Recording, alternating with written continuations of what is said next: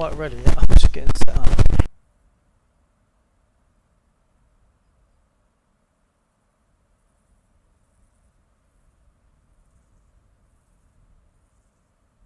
Have you watched DCS before? Press F.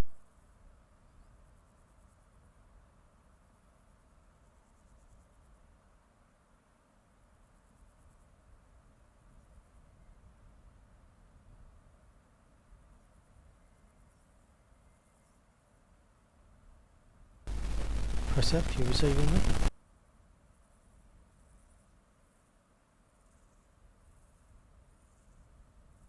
I suspect press F. When?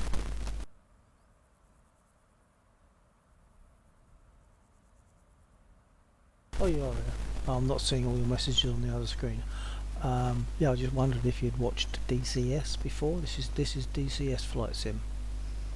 I'll put my hat on in a minute, and I'll be moving my head around so you can see what's happening within the aircraft.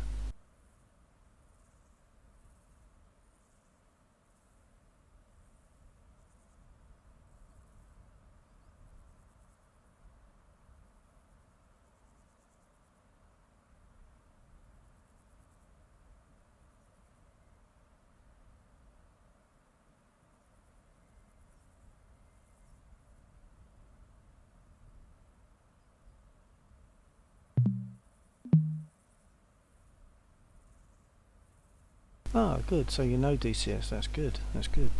Do you have the Spit? I only fly the Spit, really.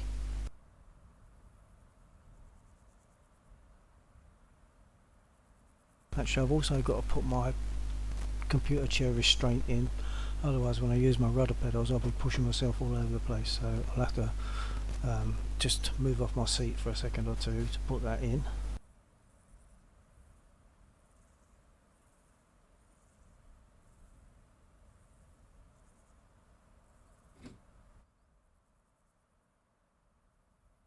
Look at that, isn't she gorgeous? She's gorgeous.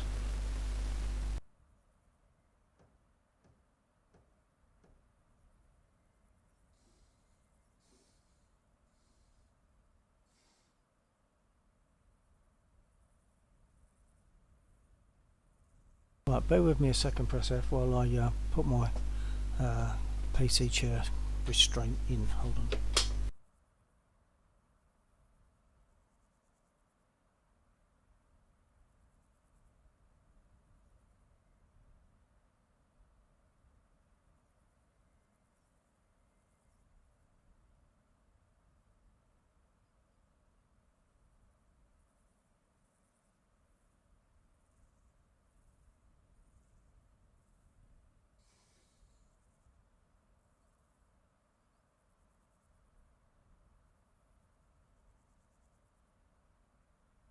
That's a pity because DCS really is. It's an excellent flight sim. I think it's probably the best one that I've used.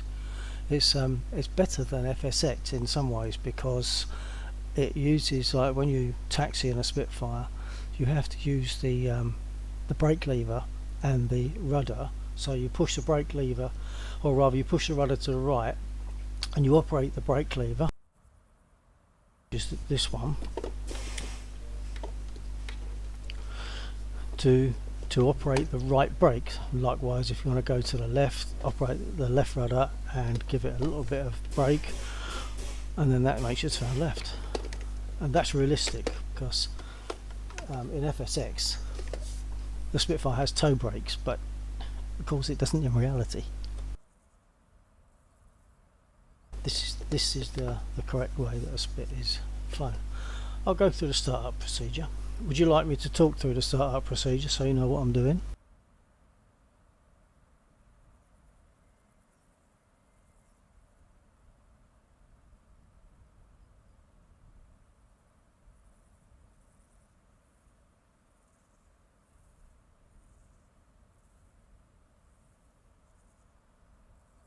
Okay, that's good. Good. Right, well, let's just get myself centered. I'm not quite centered. I've got a center track out. I use my kit just to explain what I use is I've got rudder pedals down below there, which you can't see, and then I've got my warthog stick, with all the various buttons on it, and my Warthog throttle, which has got all sorts of other buttons on it too, and I'll explain what I'm doing as I go along. Right, so actually I just realised everything's a bit quiet for me because I haven't got my earphones in. Hold on a minute.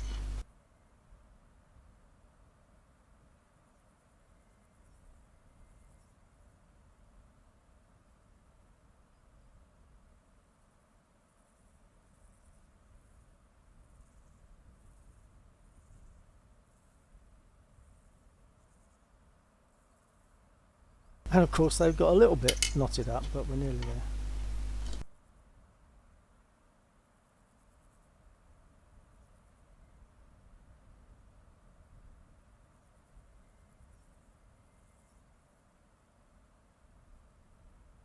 Okay, we're cooking, and I can hear me talking now. So to start the aircraft, what I'm going to do is turn on the panel lights first of all.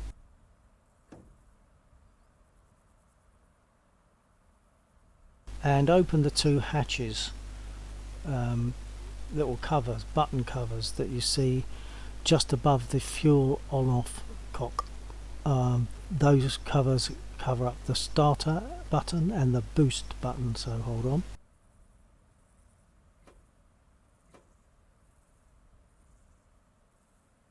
Okay, so they're open and ready. I'm going to make sure my handbrake is fully on. I mean parking brake, of course, not handbrake, it's not a car. Right, parking brake is full on. You might have heard it. You'll hear the discs, the drums. Hello, S-Tone. Right, you listen.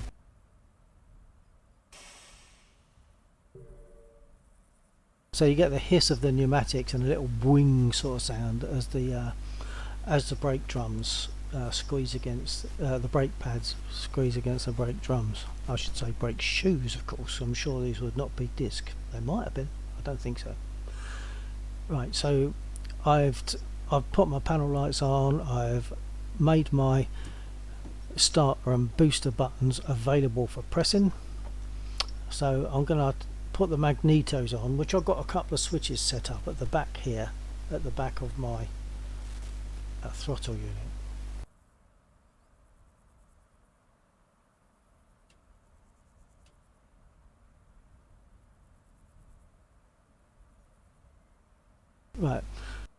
Right, so magnetos are on, everything's ready. I've yet to fuel prime, and also make sure that the prop pitch is set to fully fine.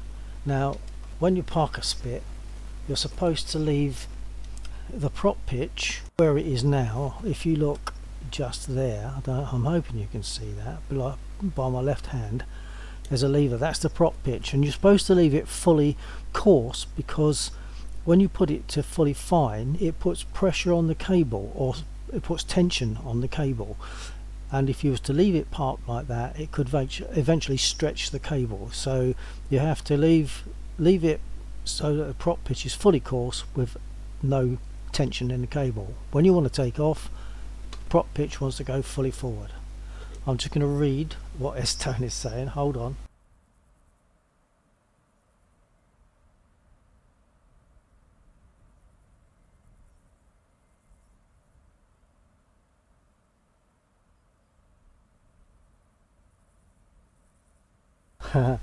Well, I'm sure we can still fly at some point this time in War Thunder.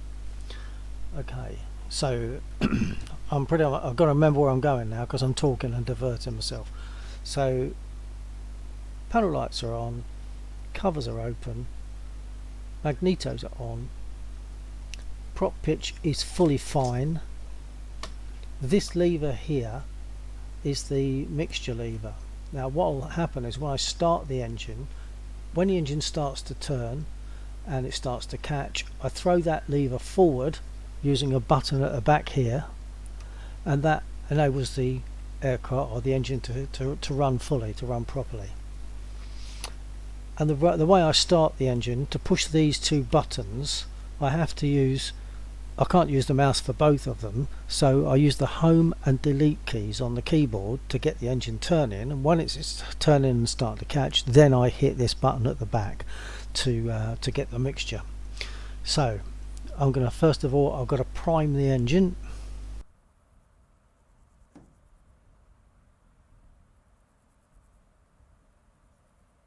Hello, Vikarov. Vlad.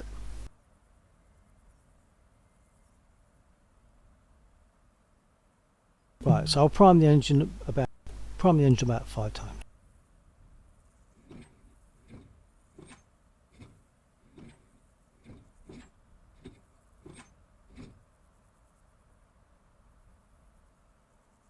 Engine's now primed. Magnetors are on. Actually, I haven't primed the engine because two of the things I forgot to do was turn on my fuel pump. Hopefully you'll hear that. Hold on. You might just be hearing that, I'm not sure. And of course I've got to turn on open the fuel cock. That's another button at the front of my throttle unit. Okay, now I can prime the engine and it will make a difference. It'll actually do something. Hold on.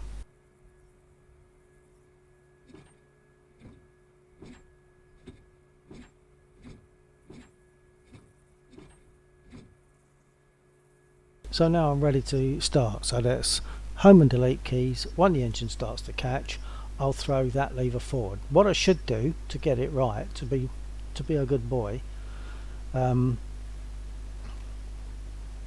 you probably, yeah, I mean, there's a lot of keys you can set. Most of this will be done by keyboard keys, but I don't want to touch the keyboard unless I have to. So I use these switches and buttons here, and I also use voice attack for other things.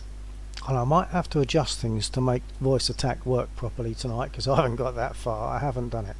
So let's just let's get the engine started. So it's home and delete keys to push these two buttons. When it catches, throw that forward, making sure that my brake is fully on, otherwise I'll start drifting forward. Here we go.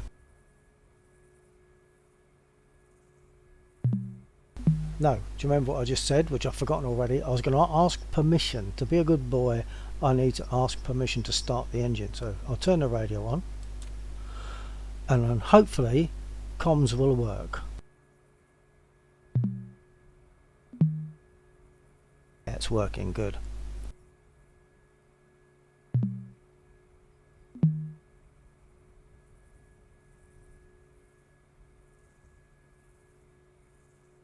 I didn't want that one.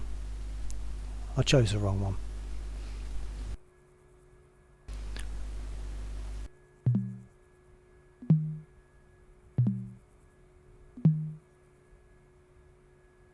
It's not playing ball very much at the moment, and I probably need to make sure that my mic is set correctly. F1 is what I want here. I'm just clicking now rather than waiting for it to respond.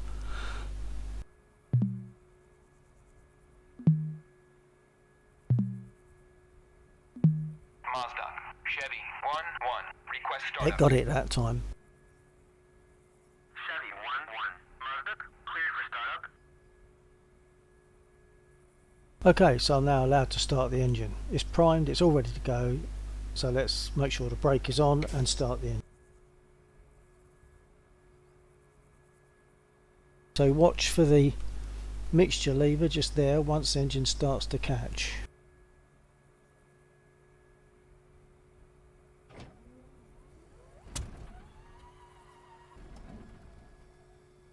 No, maybe I've left it too long after priming it. I'll do it again. I'll reprime it.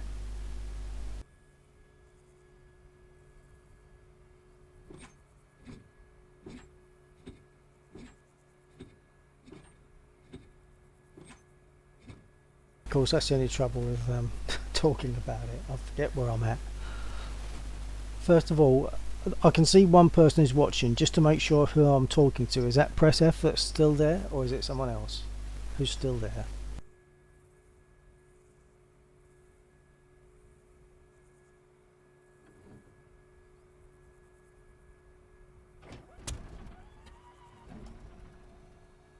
Oh, what have I forgotten?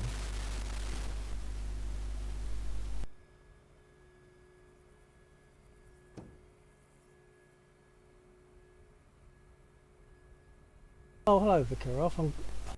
I'm glad you're still there. That's good. I'm only seeing one person watching, so maybe it's only you. I don't know if Press F is still there. Yeah, not sure if Press F is still there. I'm not sure what I've forgotten. It's because I've been talking and I've probably forgotten to do something.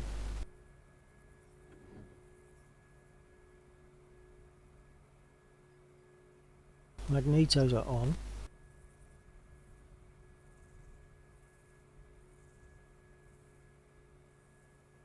Oh, hello, Press F. Jolly good. It's just it's only showing one watching, even though there's two of you.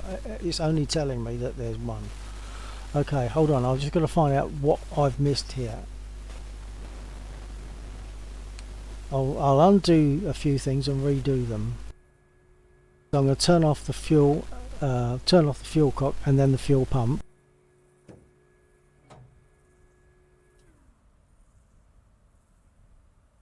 And put pump and fuel cock on again.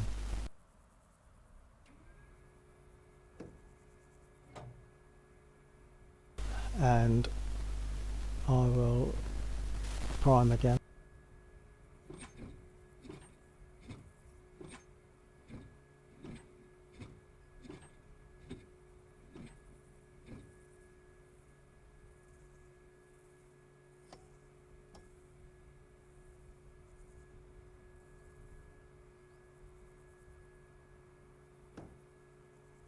If it doesn't start this time, I actually really don't know why, but it should. Let's give it a try.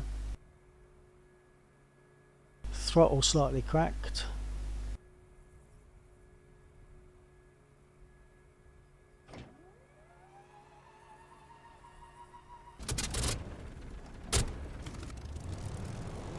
It might have actually been flooded because it didn't look as though it was going to start then, but of course it did, and that might be because it had to chuck out some excess fuel before it would start.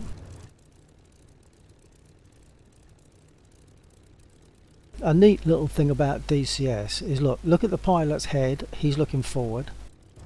I jump in the aircraft, I look to my right, I jump out. Now the pilot is looking to the right. That's quite nice. Right, there's a couple of things I want to do before I start to move. Yeah, it is quite a good noise. It gets a bit noisier, especially when I've got the cockpit open and I take off. When I close the cockpit afterwards, it goes a bit quieter. Right, let me set my altitude.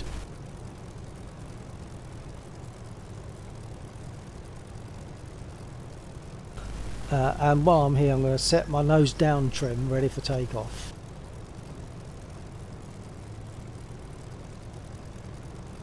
A year ago was it Vlad? Wow.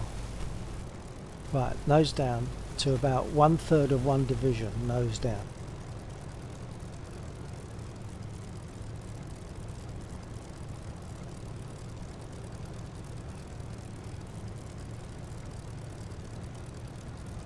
Okay, and I'll set my rudder trim.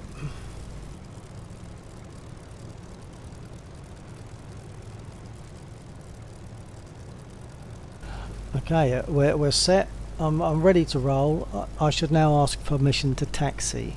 So as you'll see, top right of the screen, F1. I'll try voice attack to see if it'll pick me up on it. Mazda, Chevy 1-1. Request taxi to runway. Brake off. And as I said, to turn left, it's left brake, left rudder. Or rather left rudder and brake. To turn right, it's right rudder and brake. I'll try to show my feet.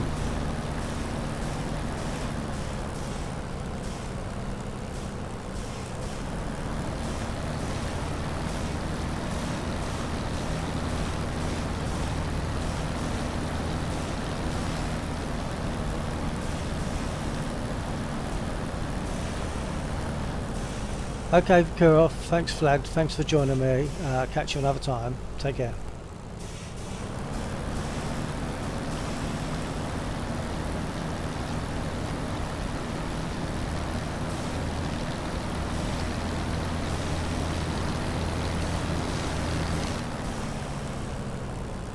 So press F, you'll see that I'm operating the brake lever just gently. Depending on which way I want to turn, I'm using the rudder. If I was to use just the rudder without having any real speed, there's no air going over the rudder to affect my direction, so that's why you have to use the brake.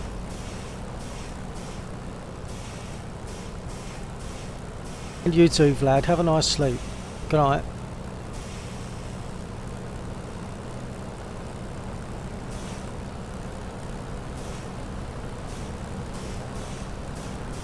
When I get to the runway, I will stop and ask for permission to take off.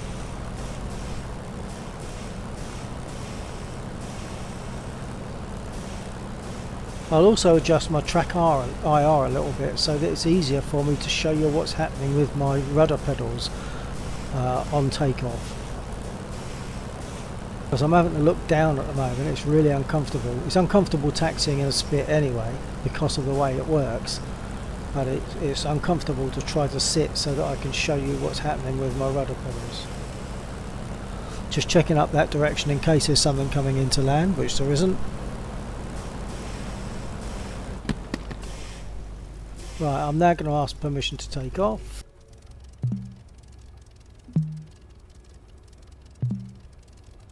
Mazda, Chevy 1-1, request takeoff. Chevy 1-1, Mazda, you are clear for takeoff when ready. Climb 300 at QSE 29.39.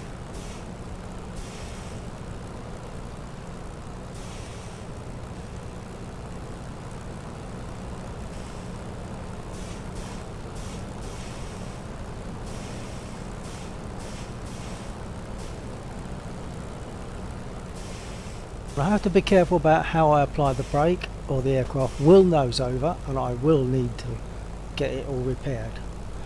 Right, parking brake is fully on. I'm now going to try and adjust track IR so that you can see more easily what I'm doing.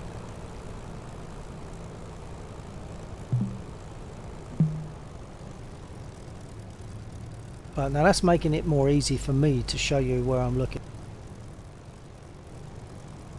I'm going to try a little bit more.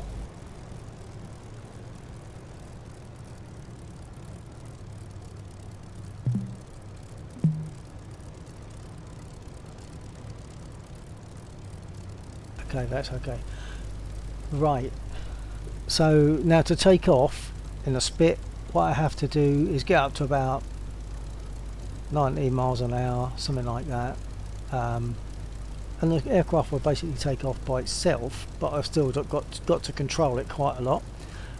And to take off, it's going to want to go to the left, so that's why I've got the right rudder, and I've got nose down. So what I'm going to do is pull my stick back to keep the tail wheel on the ground for a while and give it right aileron to prevent that left wing from dipping on takeoff.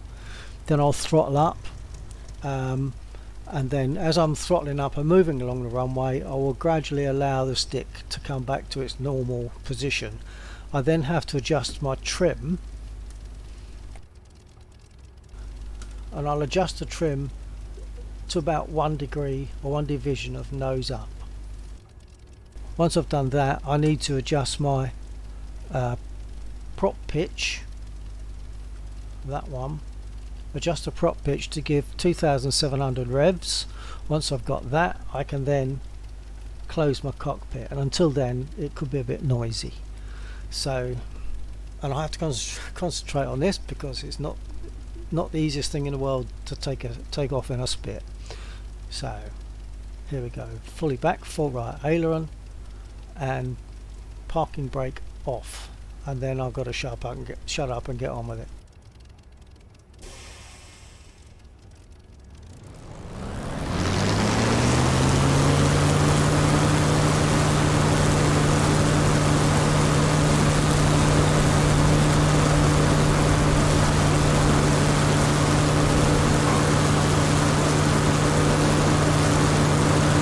Gear up.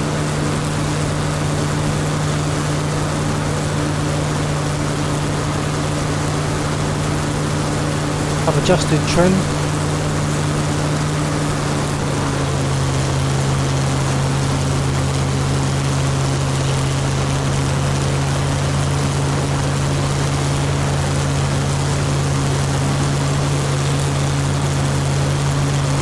close the cockpit.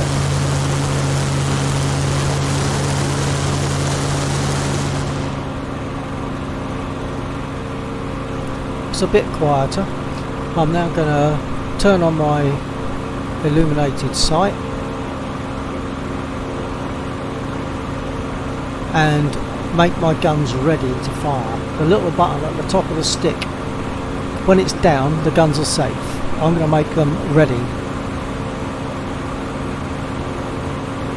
So now I can go and hit some ground movements.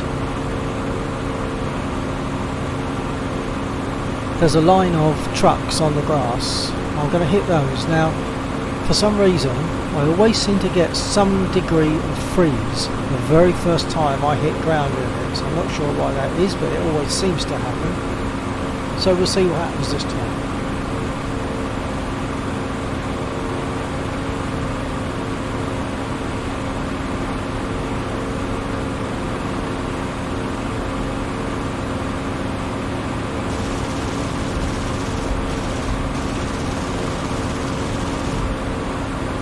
Didn't really get a freeze then, that's good. I didn't get any hits either by the looks of it. I'm amazed at that. Oh, I got one, that's terrible. I can often get 5 or 6.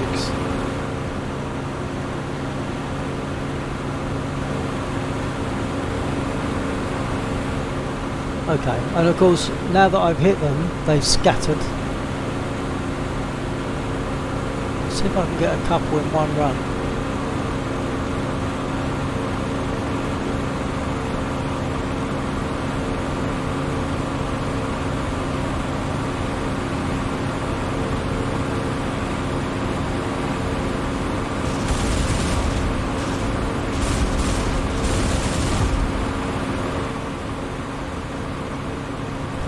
Yeah, I've got a couple.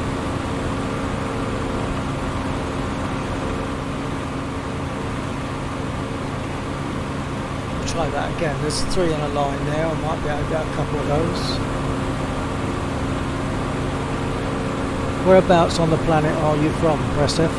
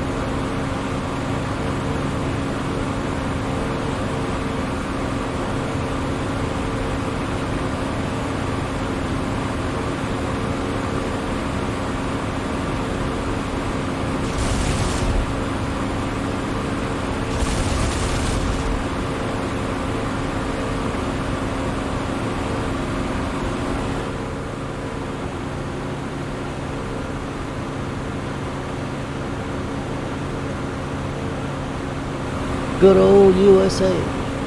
What part?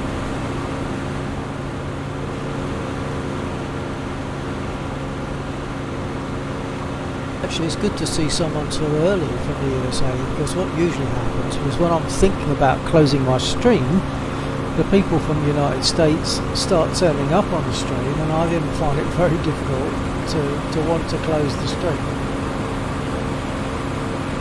Because as you might guess, I'm in the UK.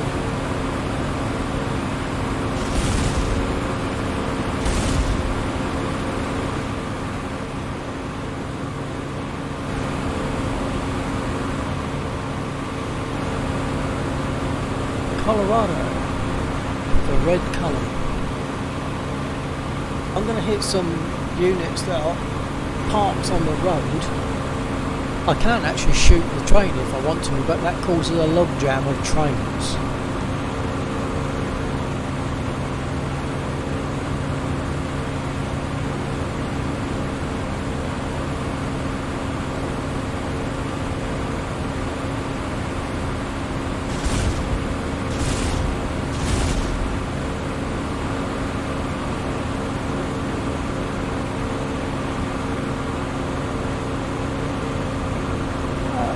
a big time frame distance between you and us. Yeah, you must be about 6 hours perhaps behind us, I'm guessing. Currently for me it is, it's not got the right time on my spit clock, I don't think. No, it hasn't. In War Thunder it shows my spit time, my computer time, but it's actually 20:47 here.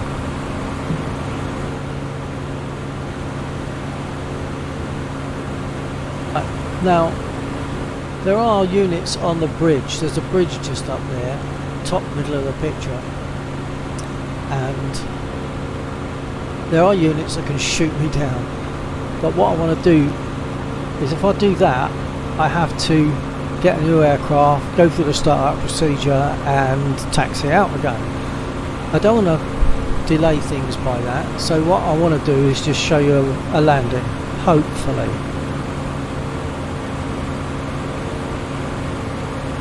Now to land, what I need to do is put my prop pitch fully forward, open my cockpit. When I open the cockpit, once again it gets noisy. Prop pitch fully forward.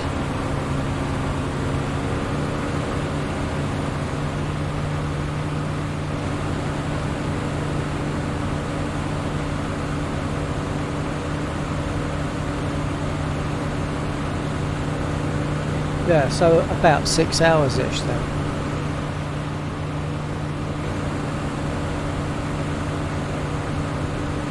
Okay, I'm doing about 200 miles an hour. I'm going to make a turn. That will slow me down.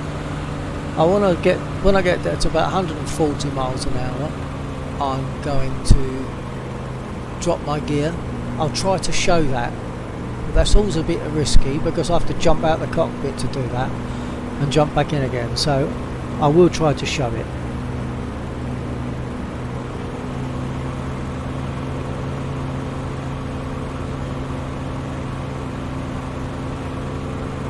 Okay, gear down.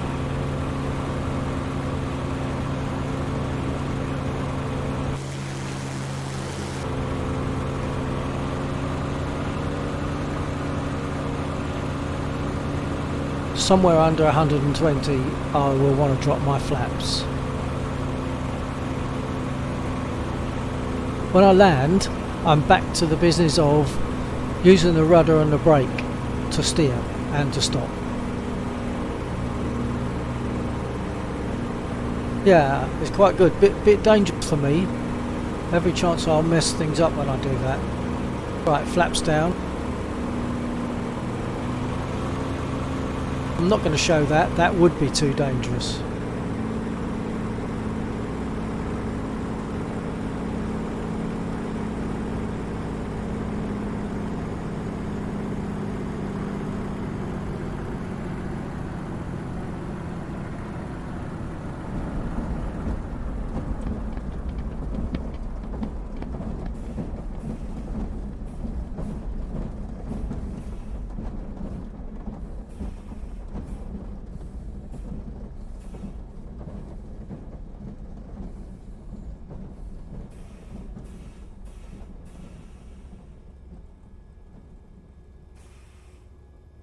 I'm happy enough with that landing. It was fairly straight, didn't bump too much, landed on the rubber tyre marks of previous aircraft. Quite happy with that. But I'll show you the flaps. The flaps are almost like air brakes on a spit. They're either up or down, and they're about 89 degrees when they're down. I mean, just look at that, those flaps. I mean, they're like air brakes, aren't they? So you don't mess about when you're putting flaps down on a spit. They're either up or down. So when you put them down, they're really down. Yeah, I was quite happy with that landing actually. Which is, when you're trying to tell someone about it, there's every danger that things are going to go badly pear-shaped. Hold on, jump back in, put my flaps back up, and I'll try and show you that.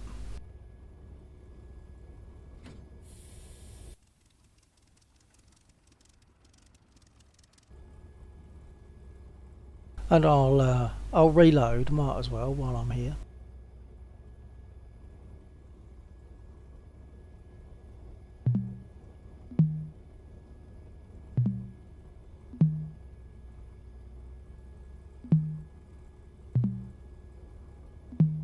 it just won't take any notice of me saying F8.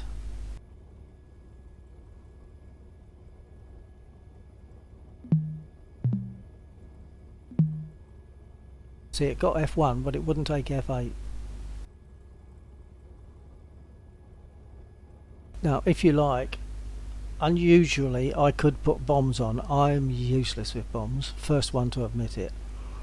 But if you want me to put bombs on, there is a target I can go and have a go at. I'll usually miss it or blow myself up in the process, but you can have that call.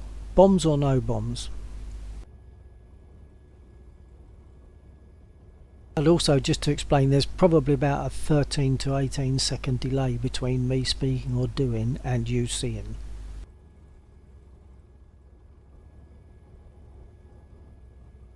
I'm so glad you said no bombs. Request refueling. Request rearming. Okay, well in that case, ahead of me, I'm going to jump to the map for a moment. Ahead of me, over to the right, to the east, just there's a bunch of units that will shoot back at me.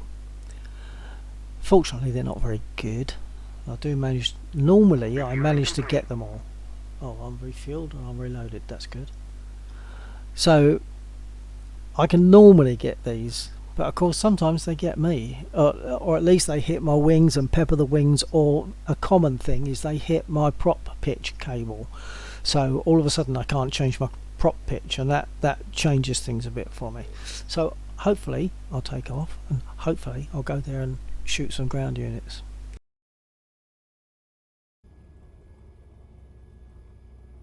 So, same as before, flaps are up. I've now got to adjust my nose down. Oh, I've only just been rearmed, so that was lucky. I thought I'd rearmed me already. So I'm going to put my nose down again.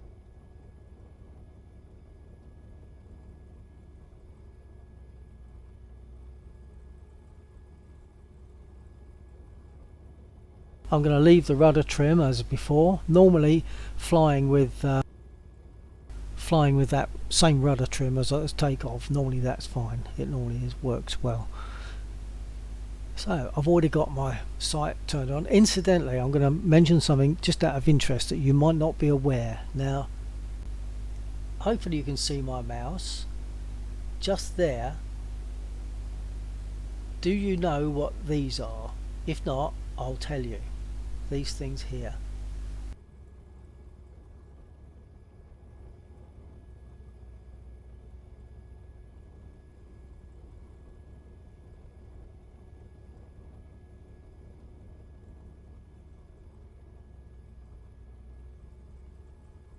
Okay, I'm glad you don't, because I find it an interesting thing to tell people.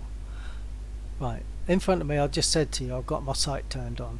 In this unit, that cable connects to the underside of a light bulb that creates that illuminated sight that reflected onto the glass back to me. The bulb would sometimes it would blow. So these are spare bulbs for the sight, the illuminated sight. 3 spare bulbs. So if you lose your illuminated sight, your bulb's gone, you quickly whip your bulb out, get another one, shove it in. Most people probably don't know that.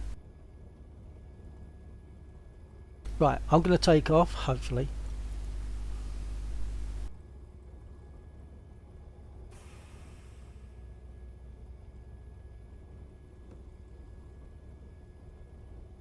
Yeah, it is, isn't it? Right, here I go.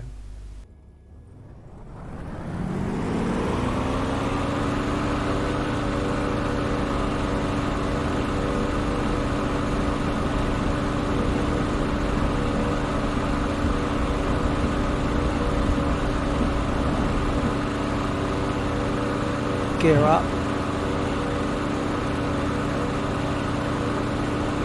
Set trim.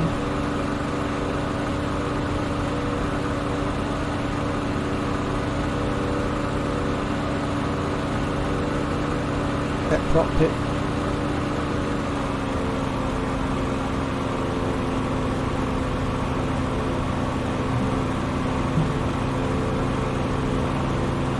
closed cabin.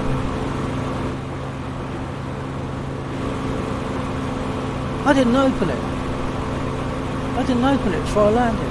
Oh dear, slap wrist. The reason I'm supposed to open it is in case I have a bad takeoff or landing and they have to drag me from the cockpit. They don't want the cockpit closed if they have to do that, so when you land or take off you're supposed to open your cockpit.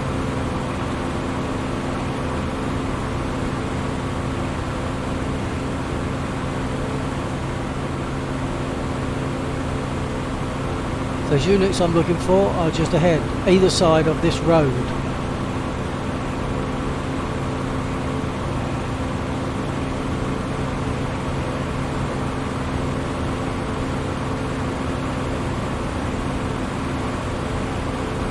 One's shooting at me already. I'm going to ignore that one, hopefully.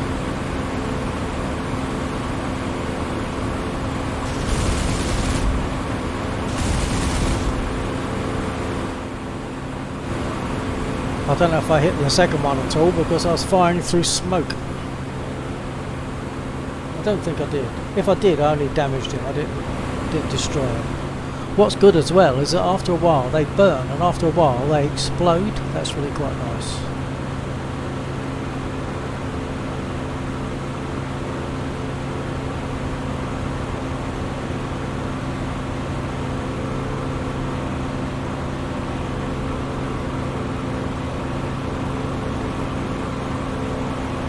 And of course you can have all sorts of aircraft in DCS, but I've only actually got any interest in the prop engines and really only the Spit, to be honest.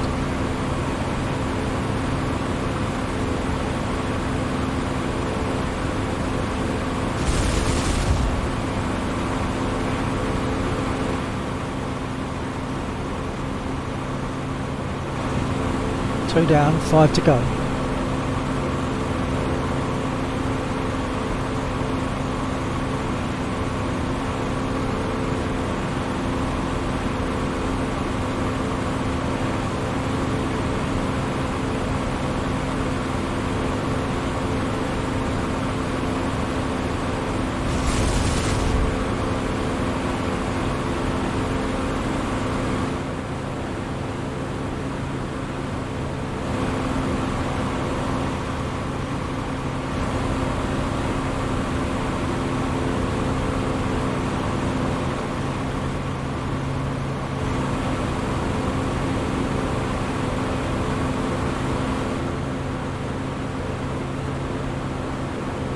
I don't know if you saw that, one of those units just exploded.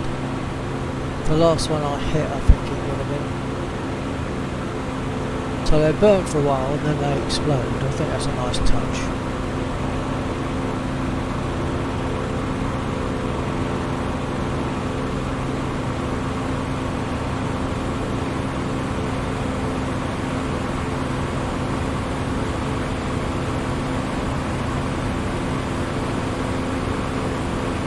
I'd love to fly a Spit for real. The only thing is, they won't let me. Hold on.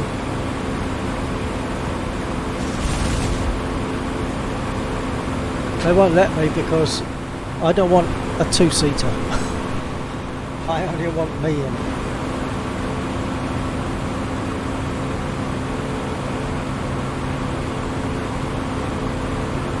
And the thing is, in DCS here, this is the way to start a Spit. This is an LF Mark 9, so if I was to get an LF Mark 9 I should be able to start it up with no problem.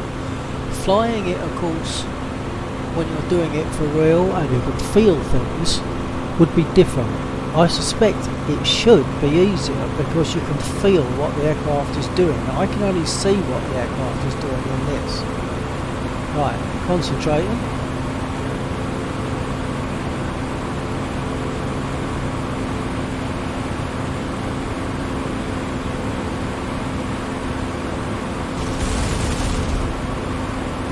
And of course I'm hitting it with 20mm cannon. The other, the 7.7s probably won't do it.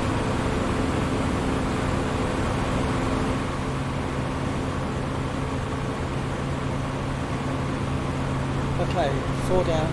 Can I get the last 3 before I run out of ammo or get shot down?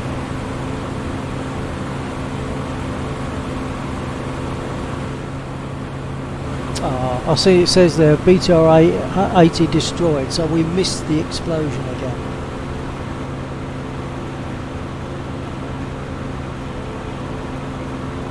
I'll try and keep an eye on it if I do hit one. I'll try and keep an eye on it by looking back, so you get to see the explosion by that, if you haven't already seen it.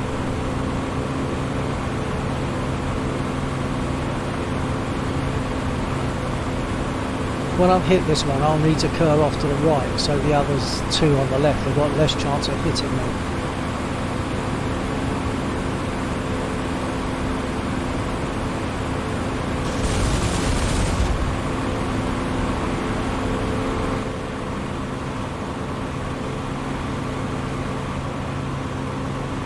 I hit it, but not enough.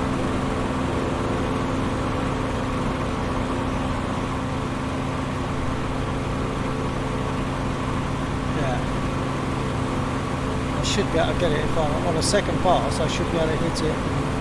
Don't need to hit it much to finish it.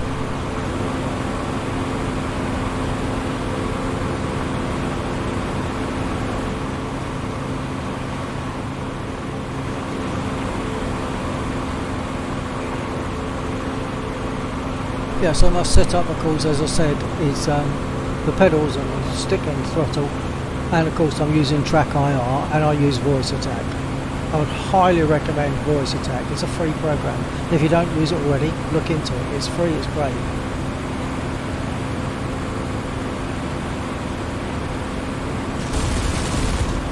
That's it. I've hit him.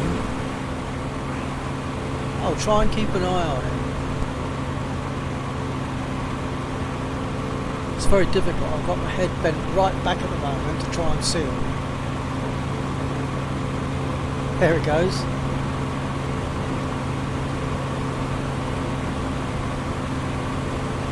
Two more. And of course I don't know how many rounds I've got left, or how many 20mm rounds I've got left, or any rounds, because there's no counter on this, which is correct.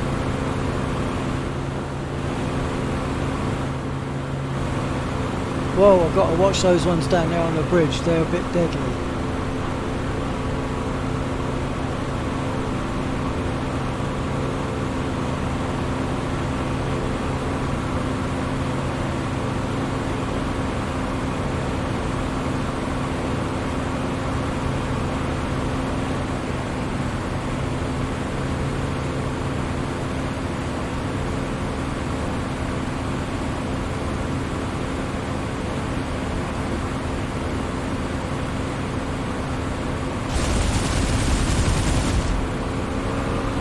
Right, one more to get, if I've still got enough 20mm left.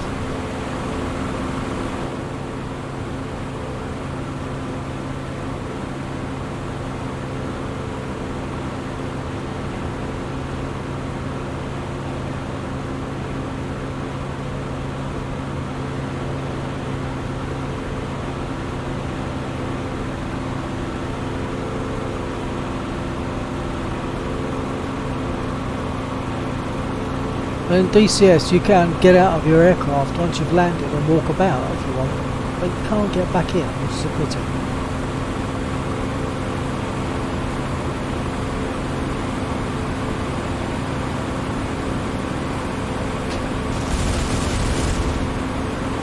That got him.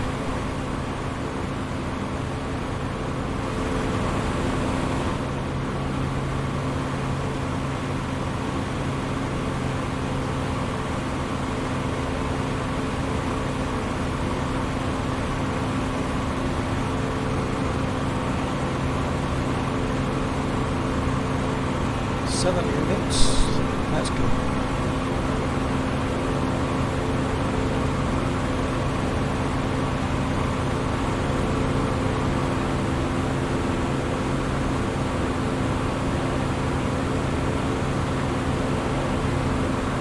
Ah, you're a modeller. I used to do that a long time ago. very, very long time ago actually.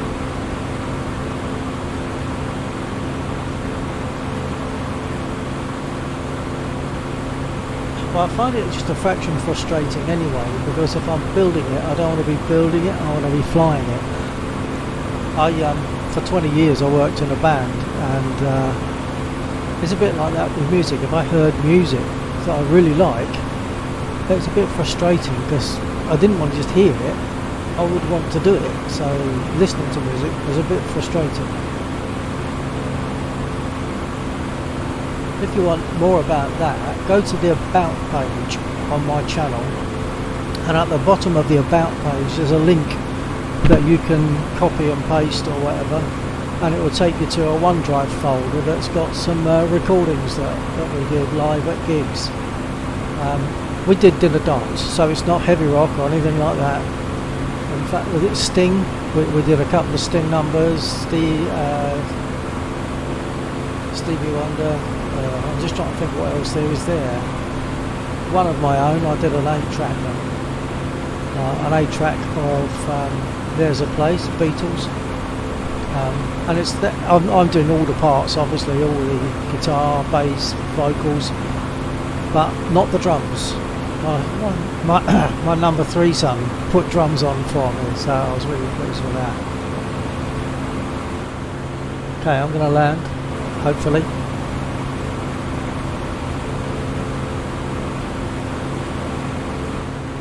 By the way, press F if you decide you're going to go, please let me know, otherwise I feel very silly because I realise I've been talking to myself.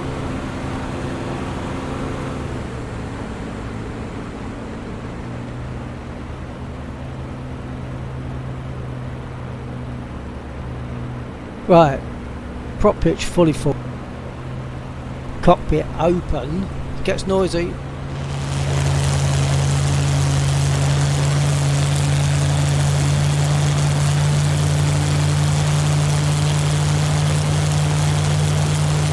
I'm a bit fast, got to bleed off some speed.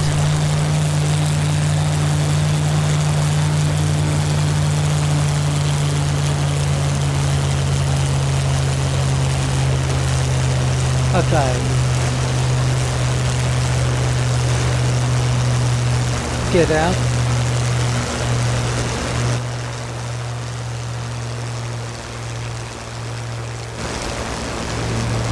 You see why it's dangerous.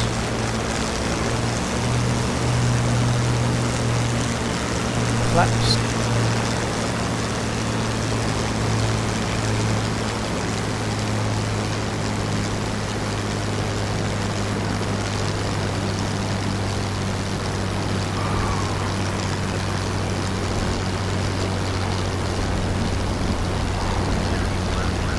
That was a bad landing by comparison, wasn't it? But never mind. They say any landing you can walk away from is a good one.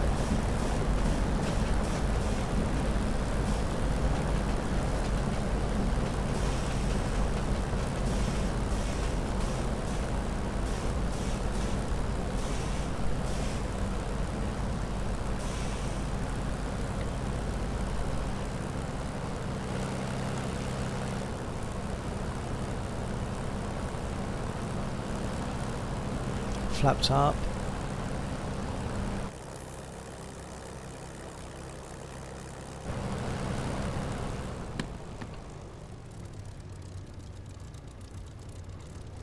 That's a bit quieter. And as you can see, I did take some peppering from those units on the ground, just the right wing. So I'm going to repair. Now that takes about 3 minutes, but that does give a chance, if we want to have a chat, if you want to. Let me just request a repair.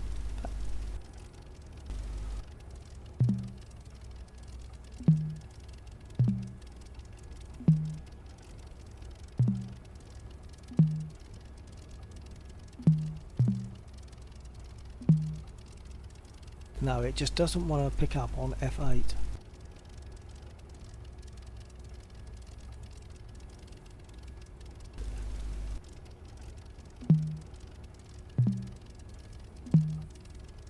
Right, I'm going to reload first. and while that's doing, I'll ask for a repair, but I've got to stop the engine for that, otherwise they won't repair me. Request refueling. Request rearming. Copy.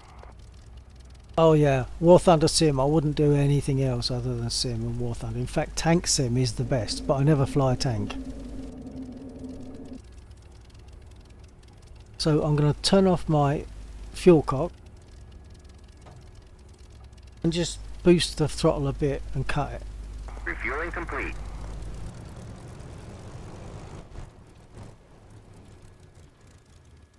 Okay, so the engine will now stop. I can now request repair. Look at the way it wobbles, look, because of the torque of the engine. That's nice. Okay, let's get repair.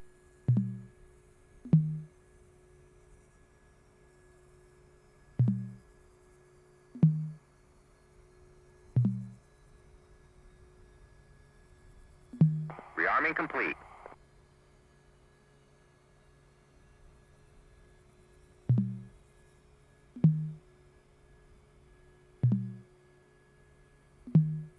Request repair. Copy.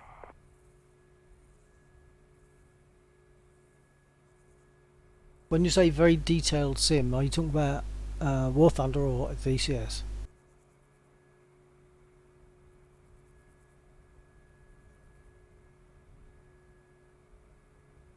Because if you're talking about DCS, yeah, DCS is a flight simulator, whereas War Thunder is more of a game, but it's still very good.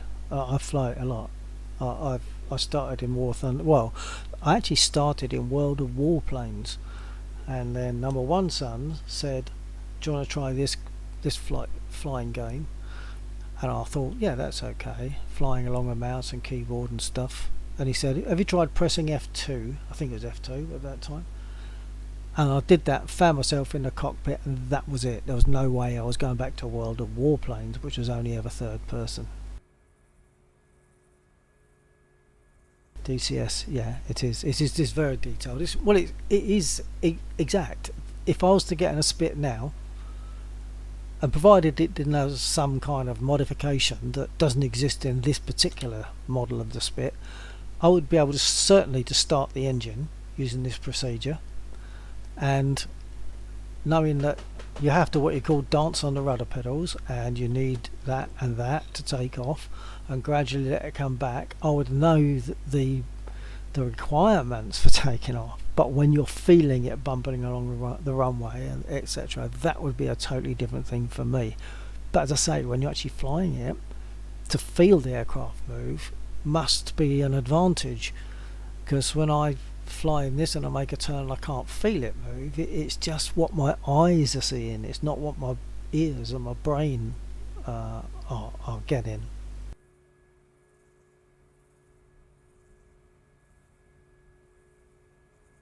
This actually tonight, part of the reason I'm doing this is I'm testing my computer, because I've been getting a lot of problems with it freezing and stuff like that, and I think I've solved the problem. I'm not holding my breath, but I am crossing my fingers that hopefully I've solved the problem. But doing something like this puts a bit of stress on it.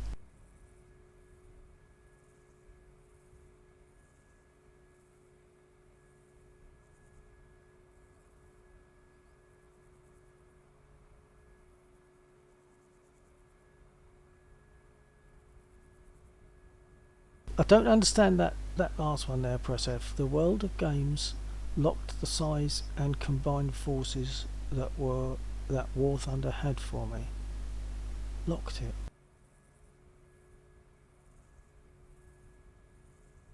What is in my system? Oh, it looks like I've been repaired. I meant to show it. You'll notice it's up on the jacks. Look, it's up in the air. When it's completely finished repairing, it will put me back down. There we go. My system, it's not amazing. I've got 8 gig of RAM.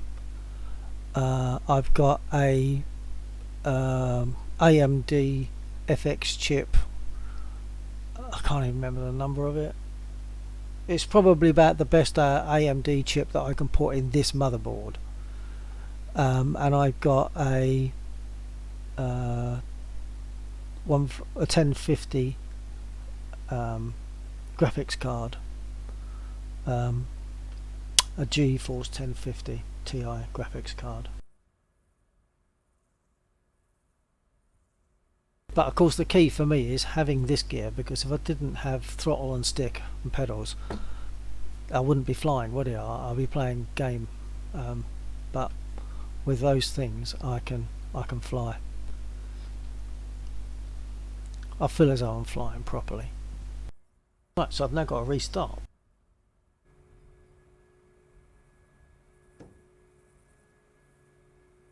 So fuel cock back on.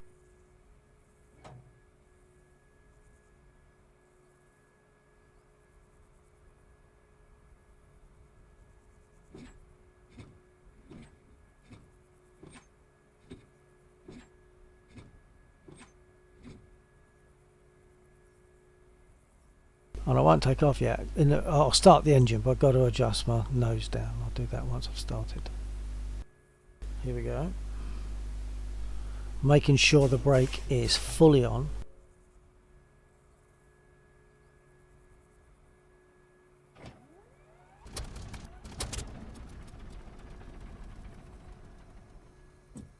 Oh. Maybe I'm priming it too much. Surely not. I'm going to try starting without priming, just in case it doesn't need to be primed at this time. Probably won't start, but I'll try it.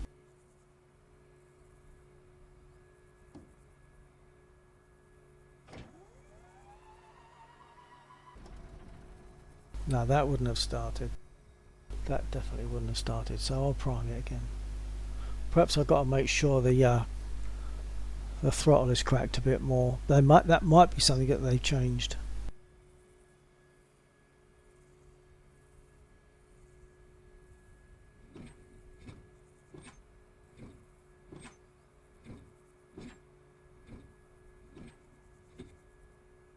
Because there was a time when you could just start the engine. What I mean with the world of comment.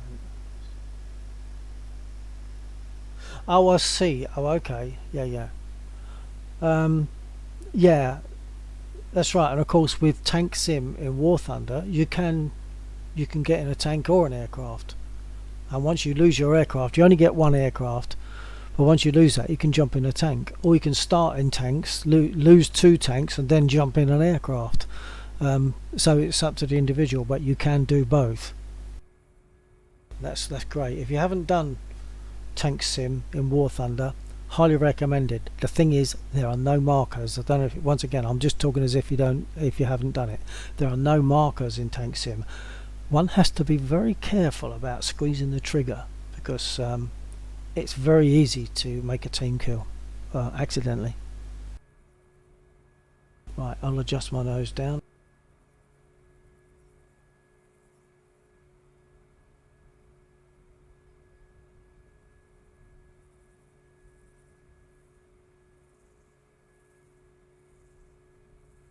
Okay, I'll take off again.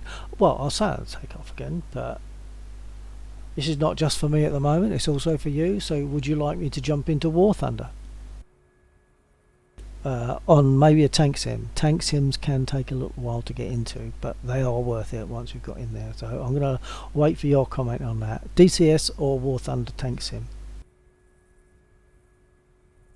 Yeah, the 1050 I think is a good card.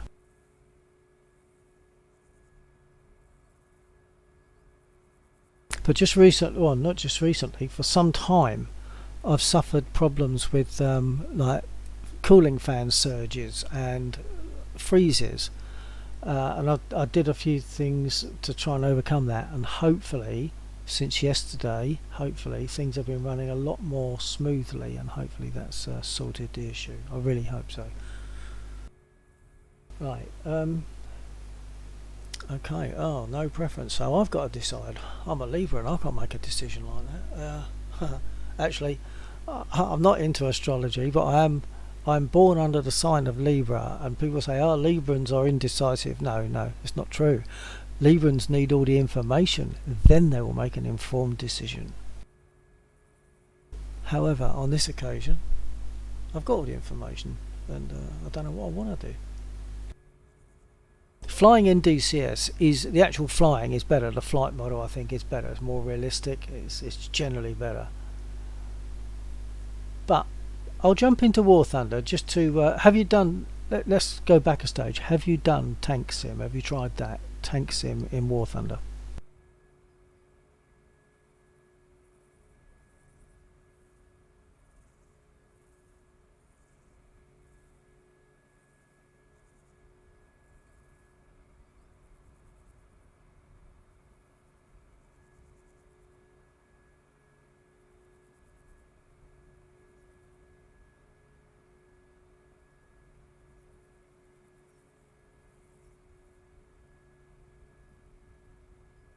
Oh, okay. Yeah, I mean Tank Sim is only Sim mode, but I'm gonna jump out of this. I'm gonna jump out of DCS and go into War Thunder. It can take a couple of seconds, a bit longer to come out of DCS because it's a bigger program, and then to go back into War Thunder. But if you can bear with me, I will go into War Thunder and try to get into a Tank Sim battle.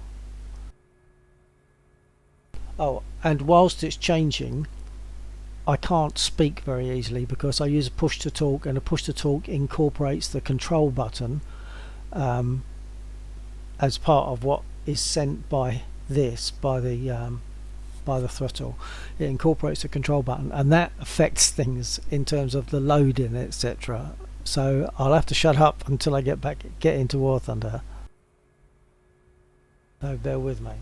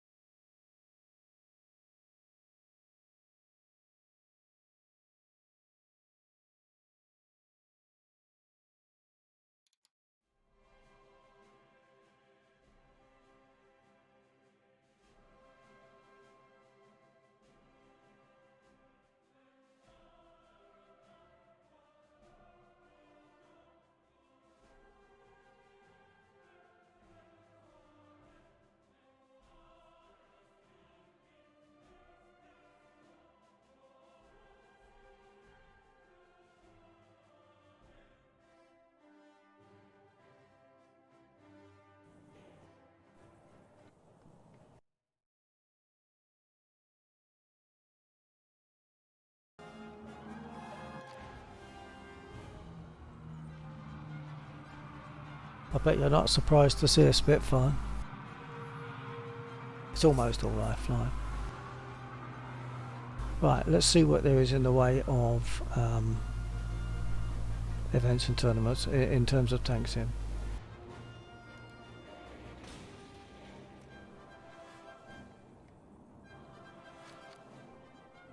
I can take my F Mark 9 or my, what is it, battle rating, oh I can't remember, hold on. I can take the LF9, that's what I really want. Let's see if we can go in quickly, fingers crossed.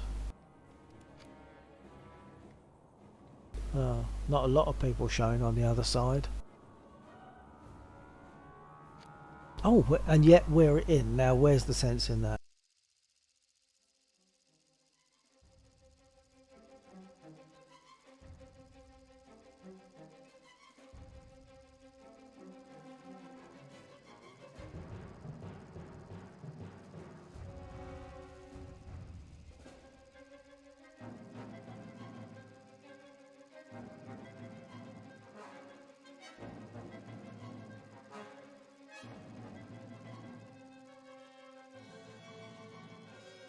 It is loading it in.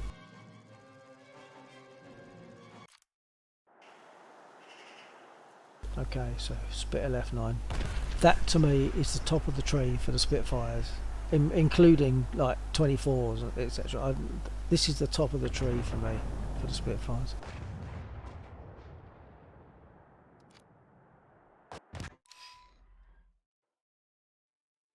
First thing is, who's there?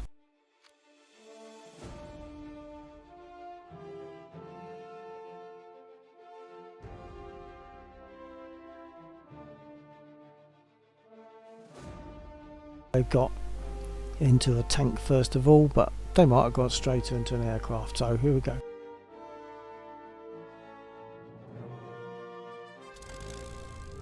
I'm going to give it elevator -20, which is about the same as what, oh well, it's actually more than I would use in DCS, and right rudder of 6. Right. I'm going to go straight towards their airfield to see if I can find any of their guys taking off. You don't know what? I don't have any of the tanks. I don't even really have controls for tanks. So once I lose my aircraft, I'm off. I have to get out because I haven't really got controls set up for tanks. Here we go.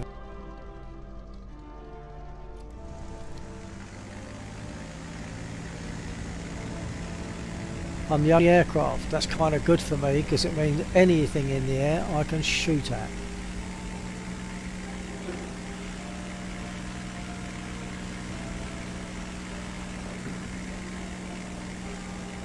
Nose down, drop back to -8.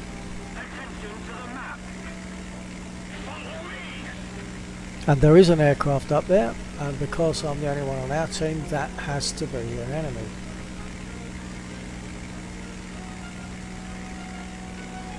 Of course, there might be others.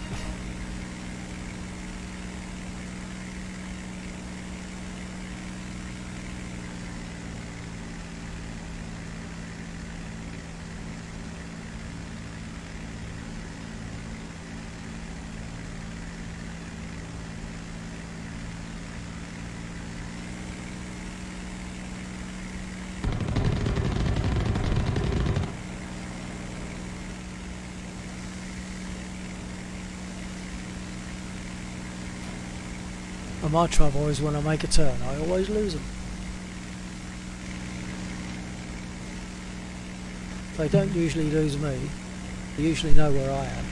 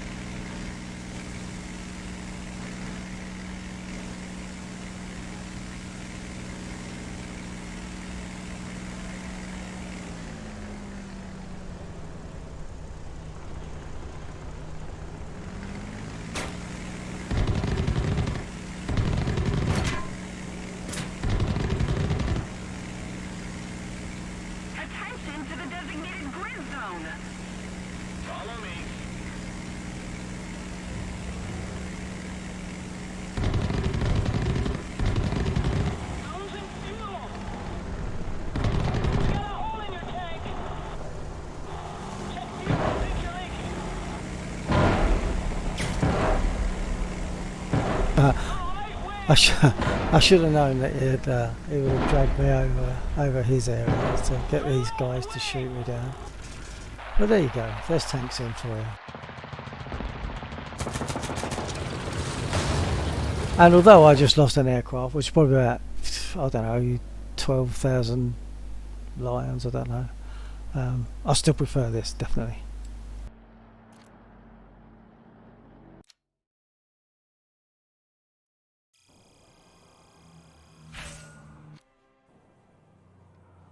Perhaps it wasn't 20,000, I can't remember.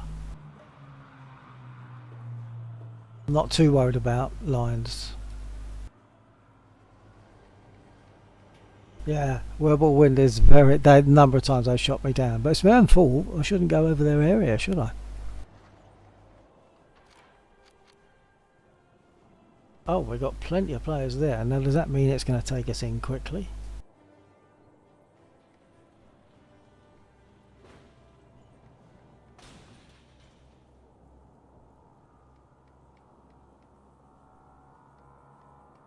What nation do you prefer to fly in? War Thunder there, press F.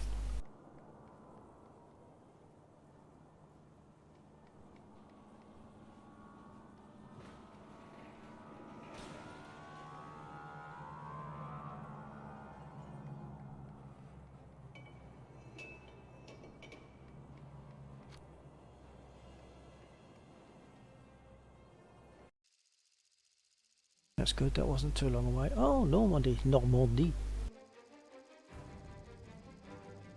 I just like to fly British anyway, because that's the only way I'm going to fly Spitfires, isn't it? Although apparently there is a Spitfire on the Italian side, but that's wrong, isn't it? I wouldn't do that. That's just got to be wrong.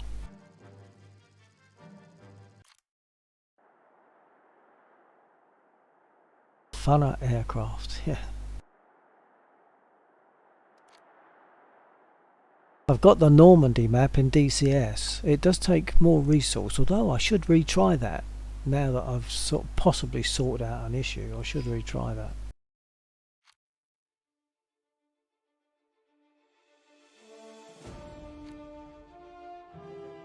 Just me flying, so I'm not going to mess about. Here we go. It was just me flying, now there's a yak as well.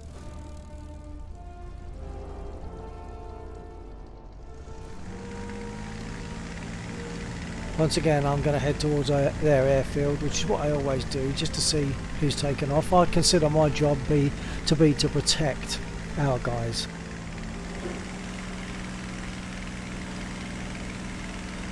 I forgot to set my nose down. It doesn't matter. It's now back at 8.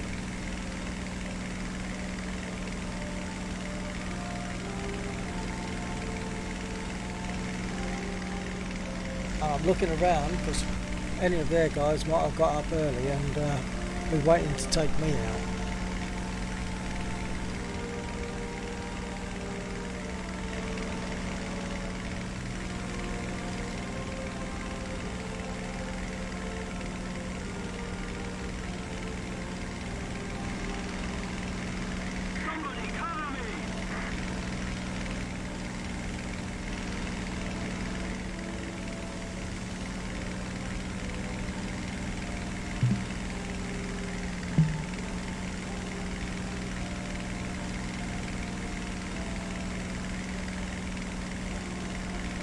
Is that the guy that just called out? Is that the yak?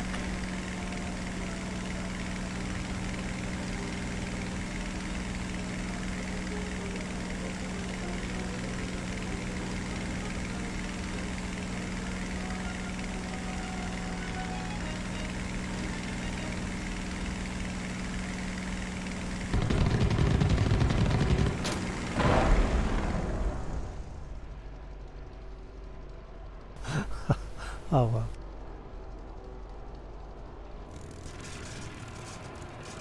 Head on with a 410 with that big gun that they got. It's a bit dicey, isn't it? But that's all very well if you know it's a 410 before, but you can't tell as you get up close enough.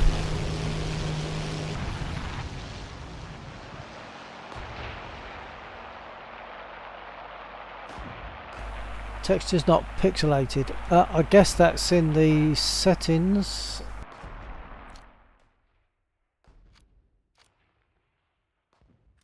that's my setup for my settings. There are some things that you need to not do. I mean, is it this one here? Yeah, don't set that one above the minimum if you haven't got a really high performance graphics card. I think there's another one. Yeah, not recommended above higher than step 1. So that's the set. That's maybe that's to do with what's not pixelating.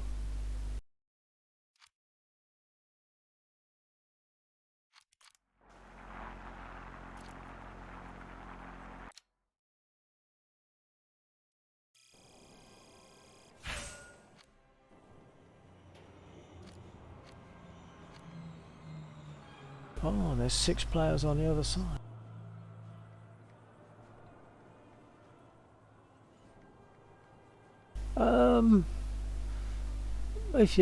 How old is your monitor? Is it a really old one, or I mean, mine are not particularly expensive at all, and they're not particularly young.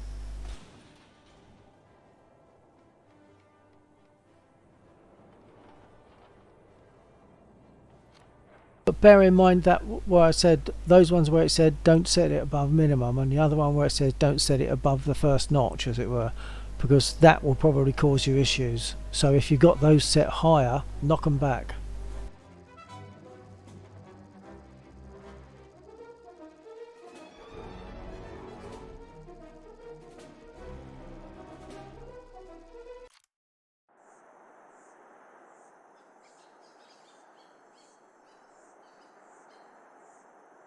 Oh, it's a TV that you're using as a monitor, yeah?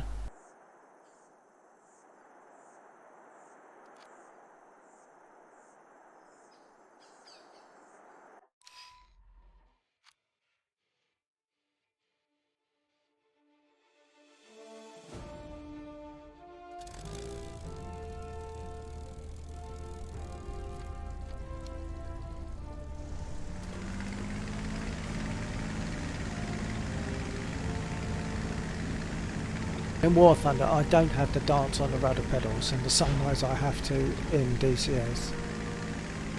It's all much easier in War Thunder.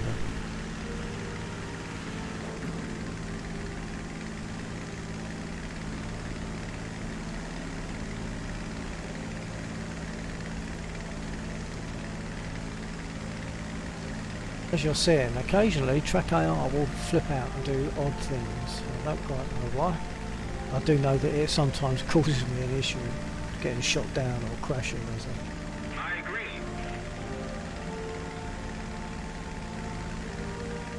Repairing.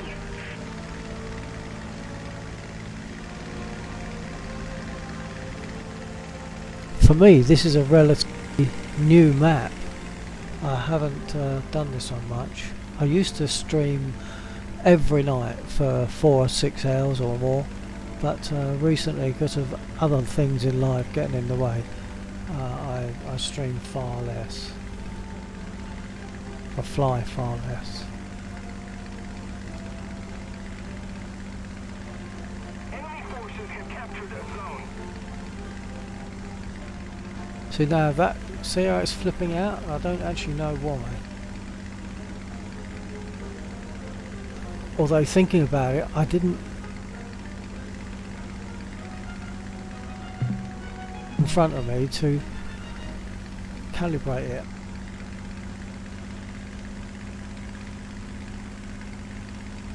Although there's loads of aircraft on our side now, but not, they shouldn't be in that area. So I'm thinking that that has to be enemy.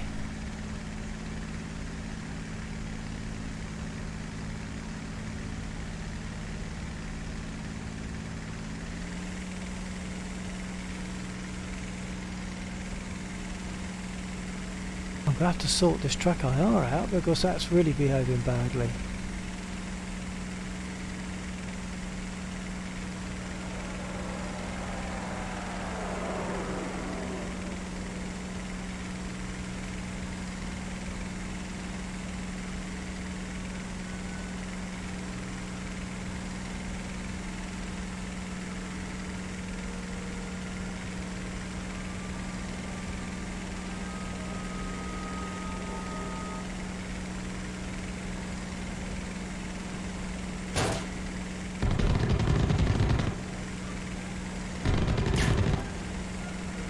I usually get my engine,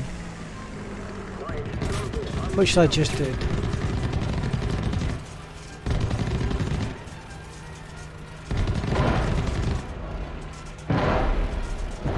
And I didn't get a chance to give him enough damage before I went down.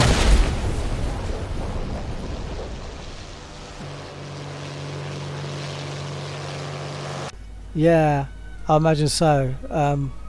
And it's more noticeable, I suspect, from a tank point of view than it would be from an aircraft point of view. I'm pretty sure I didn't get that guy. I damaged him, that's all. But rear gunners are ridiculously accurate, and of course they're AI. They don't have to identify me. They know that I'm enemy.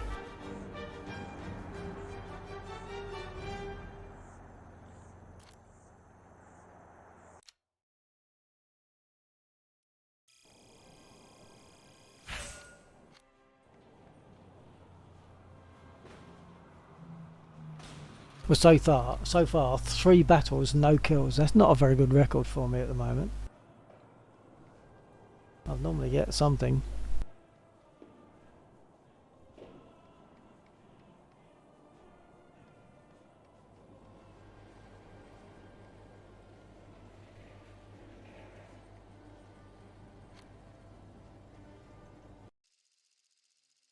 It's nice that it's going in reasonably quickly. You can wait 3 or 5 minutes sometimes.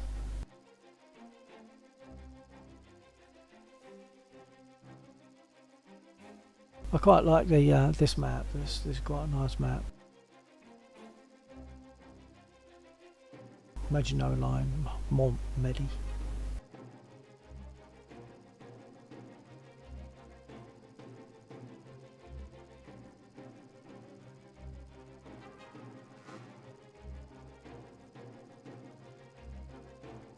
I'd like to have been able to show you FSX as well, but it's not behaving well with FSX.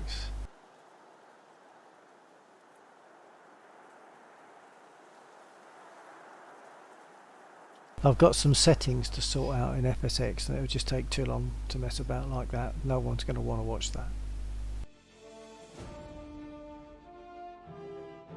I think I need to center track IR. In fact, bear with me, I'm going to move my track IR across. Well, it seems to be reasonably centered. I need to center it whilst in cockpit. Right, now maybe that will solve the issues that I've been getting.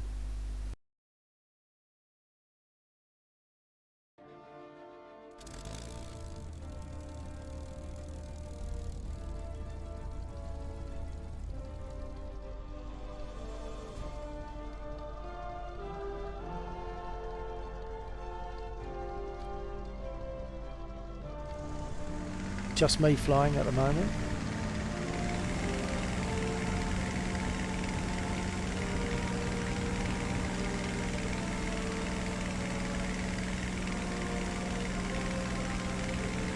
The enemy's getting closer to victory.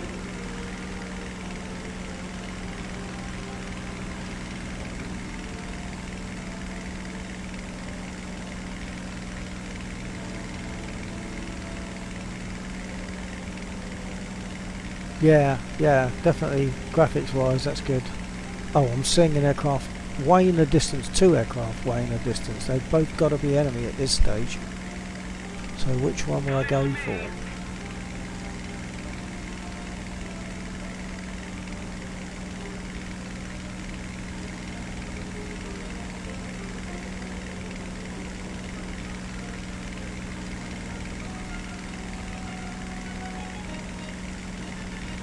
The one that's climbing could easily be a 109.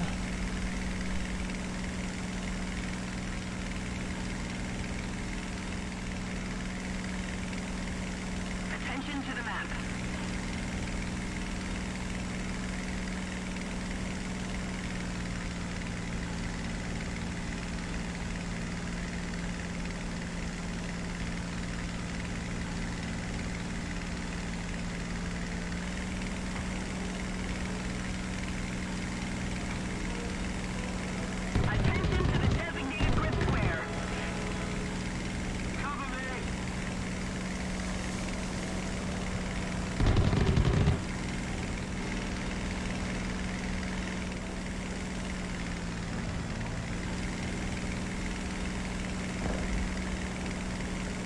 See, I've damaged him, but chances are his rear gunner will still take me out.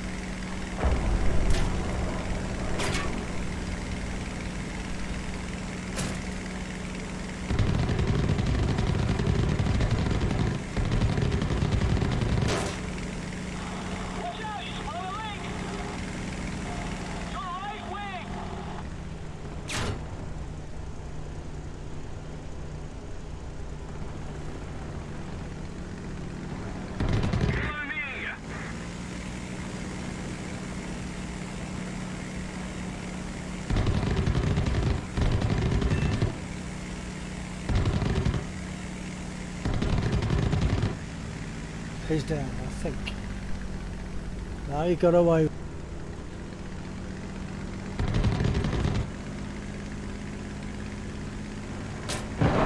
Oh, someone on my tail. There's always something to spoil the fun. He probably won't go down.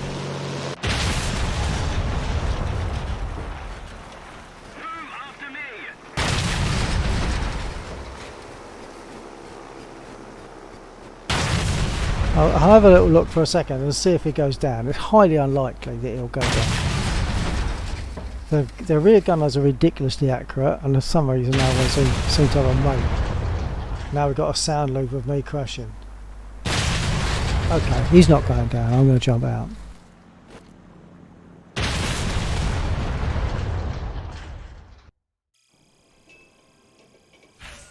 This is bad. That's what 4 battles I've done now and I haven't had a kill. That's bad.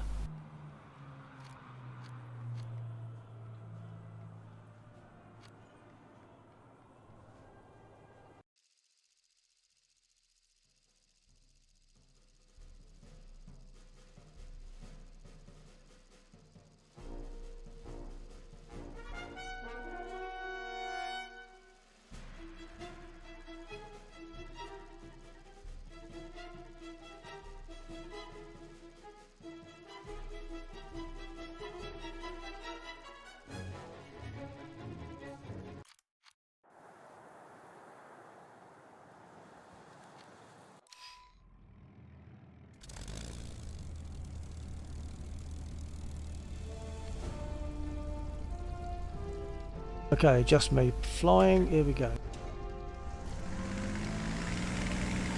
Take off and swing over to the right.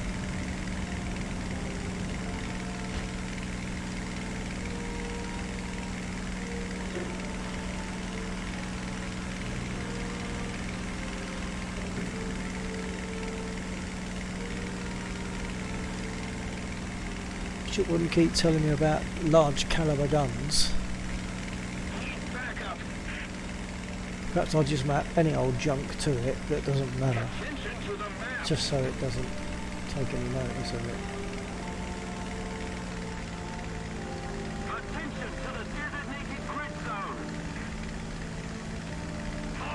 I'm seeing one guy on their side. What's the betting he's got a rear gunner?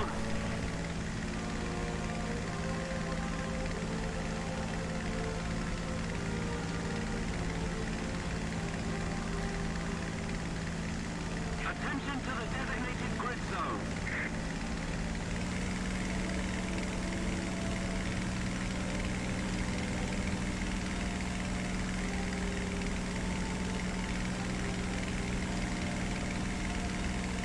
Probably another 410. See, on the other side, they do tend to take Japanese aircraft, it's termed ridiculously 410s or Stukas or you know, something that's got a rear gunner. Yeah, look, it's another 410. Or the like.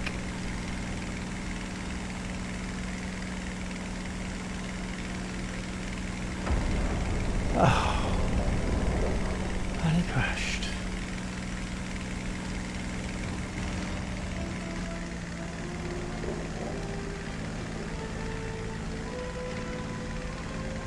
Actually, that was Potter Puska. I'm kind of glad he crashed because he's one of the guys I do tend to shoot down.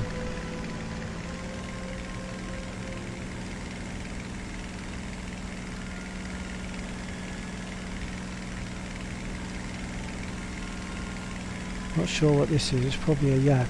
I'll need to go onto the stats really and see what it is. Well, it could be a... Attention to the map. The enemy is winning. That'll do. He's a 190.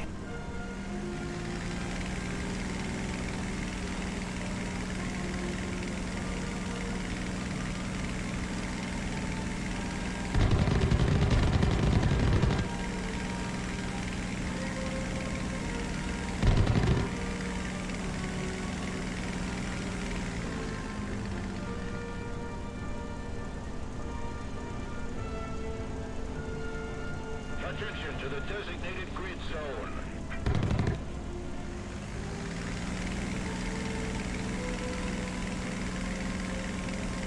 Attention to the Yeah, he's weaving well.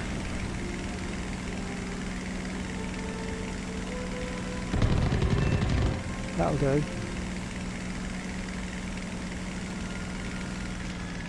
About time.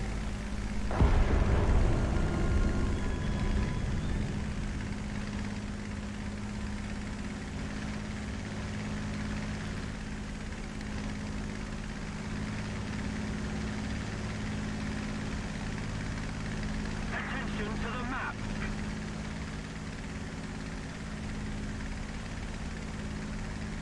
A P47 and a P38 also up here. I've got to watch out for them.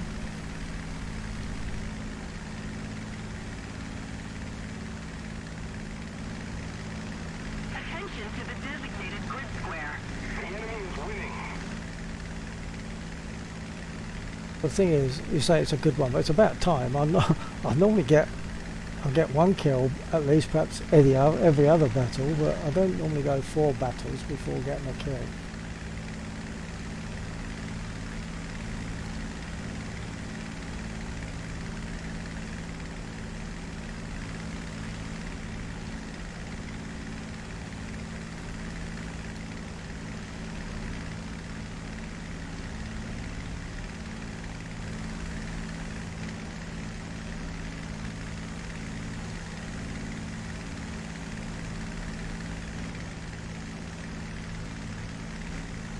That guy was weaving well though. He just he had a momentary lapse where he stopped weaving. Over here, a Spitfire pilot from Second War named Bob Doe. He was the late Bob Doe actually. He was talking in an interview and he said you had to be looking out behind you 15 seconds out of every minute, 45 seconds out of every minute if you wanted to survive. So that's from an actual Spitfire pilot of Second War.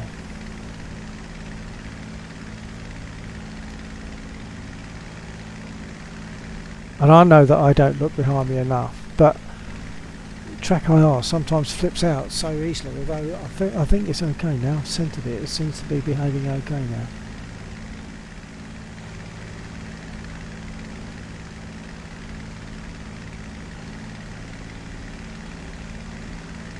Not sure if I'm seeing aircraft down there or towers and things. I think it's probably a tower.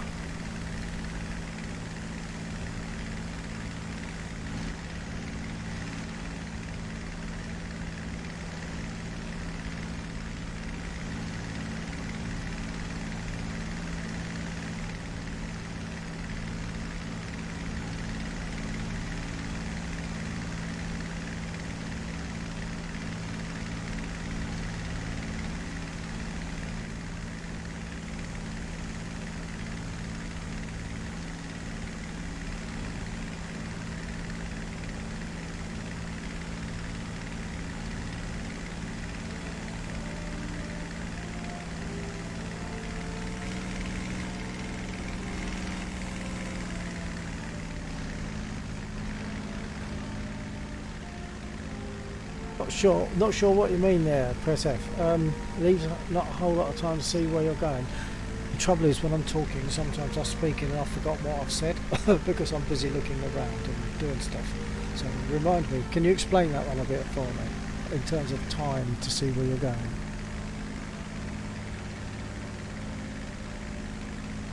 Oh, about Bob Doe. That's right. That's right. But a lot of the time you're flying like this. You're looking behind you, but you know from what's behind you that you're flying in roughly the right direction. You just like reverse your brain, and then you know that you're not rolling over or climbing.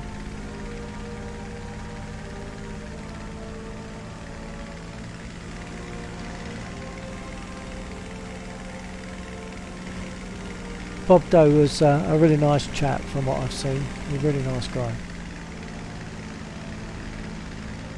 If we don't do something fast, the enemy will win.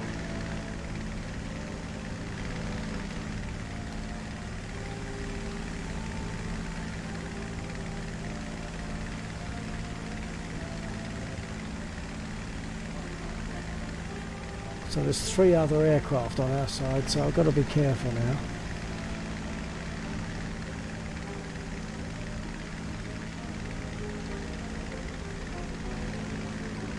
People sometimes they get upset because, you know, aircraft flying around the enemy airfield, and they use the phrase spawn camping, but I don't really think you can call it spawn camping when you can't get too close, because you'll just get blown out of the sky by their AAA. So you're attacking their airfield as carefully as you can. You're not spawn camping. I think it's a bit different with tanks, because I think you can sit at a place where, as people spawn in, you just blow them away, but not so with aircraft. And I know that when I'm around here, there could easily be someone chasing after me, about to blow me away from their side.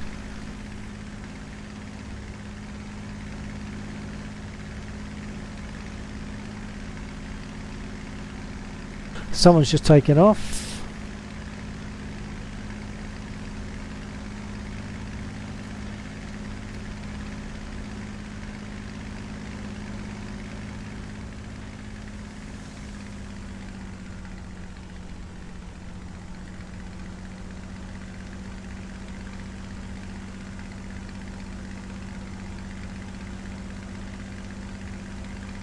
I've got to re-find that guy now. There he is.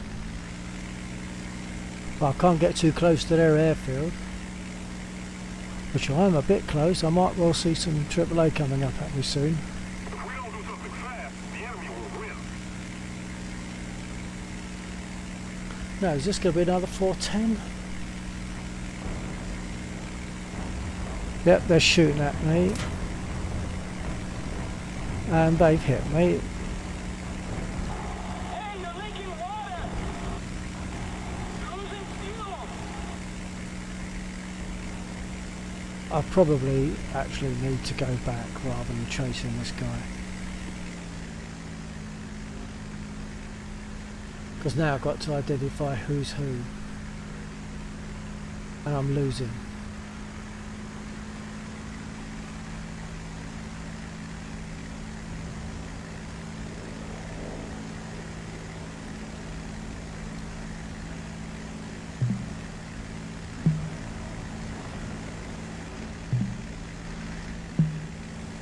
Returning to the airfield!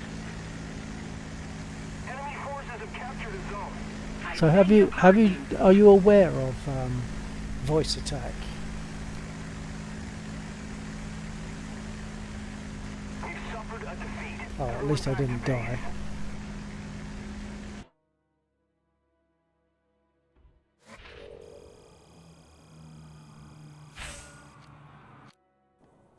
Yeah, I'll tell you what, check it out, because you notice that when I'm sitting here, you can see what I'm doing.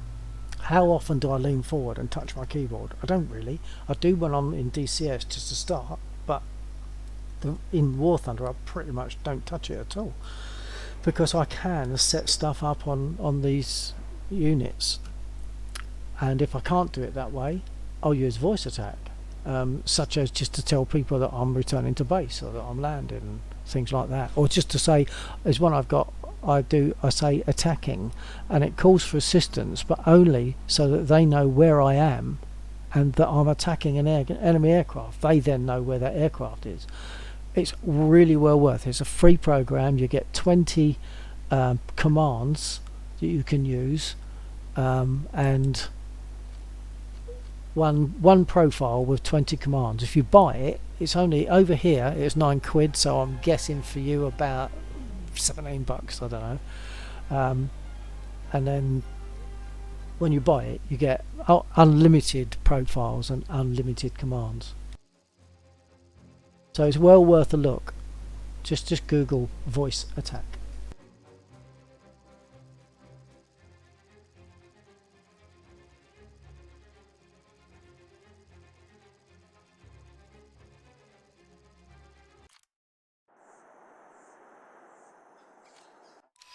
Hopefully I'll get a kill in this one as well. That'd be good.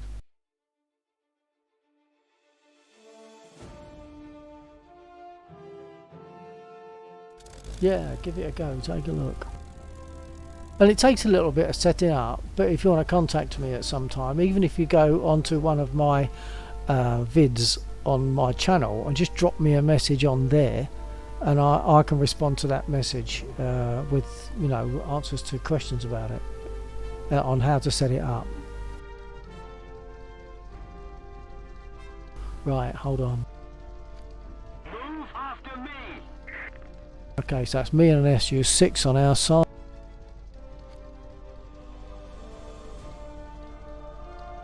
Don't recognise any names on the other side. Roll in. Lead back up. So once again, I'm going to peel off to the right and then swing round to get towards their airfield. Gear up.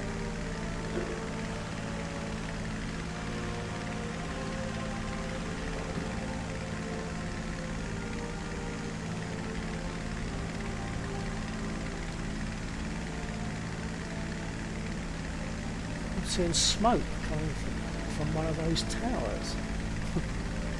Someone's hit the tower. Well done.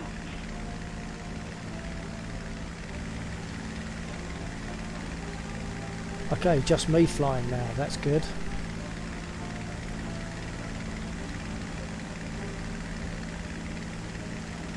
Well, it's only good, of course, if any of their guys take an aircraft. Because I'm not going to go and attack ground units, it's very rare that I do that. Because once again, you have to identify the ground unit and have something that you can hit it with. Back up.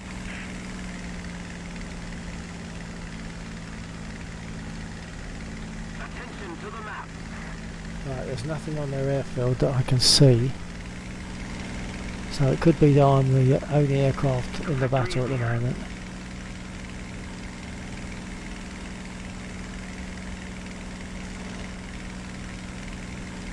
Truck AR flipped out again fractionally there.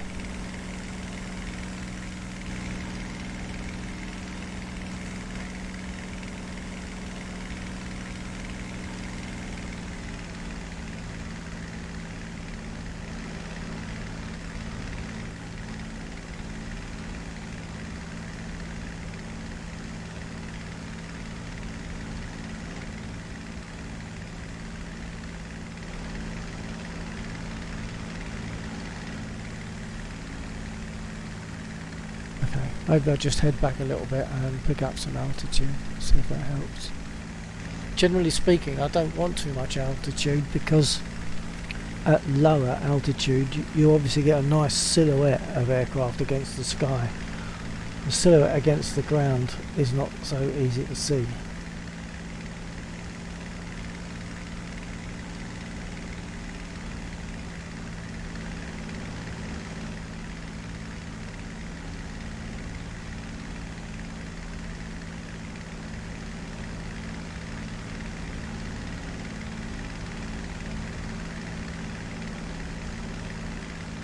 Someone's taken off on their side, that's good. Probably one of those guys that have lost 2 lives already.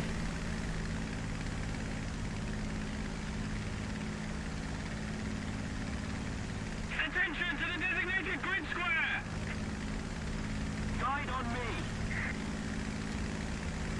Got to be careful not to get too close to their airfield because of the AAA. I'm going to have to fly parallel for a bit and then cut across to him.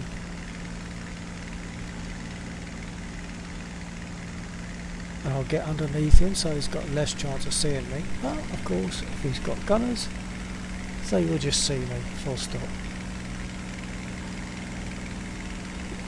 Most people seem to take something with a rear gunner. I really hope he hasn't.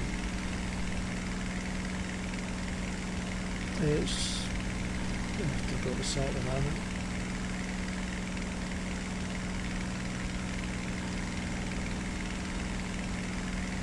That looks like a single engine, so that makes me feel happier.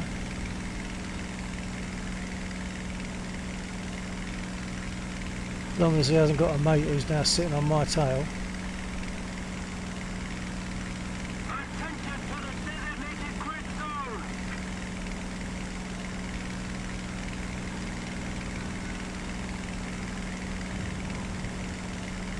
Attention to the map!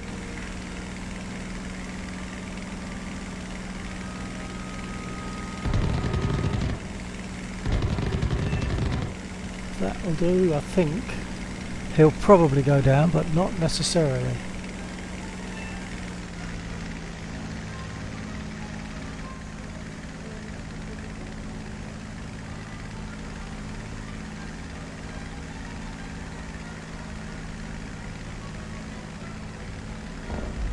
Yeah, he's good.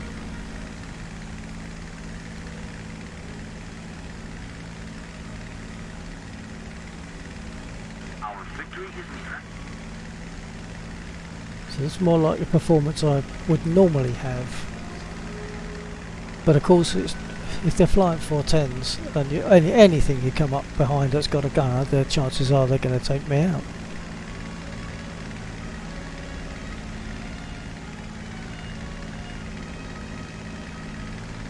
I'm not best on head-ons, and the Spit isn't best on head-ons because it's a bit more delicate than some aircraft. Sometimes I take a Hurricane because it seems to be able to take more damage.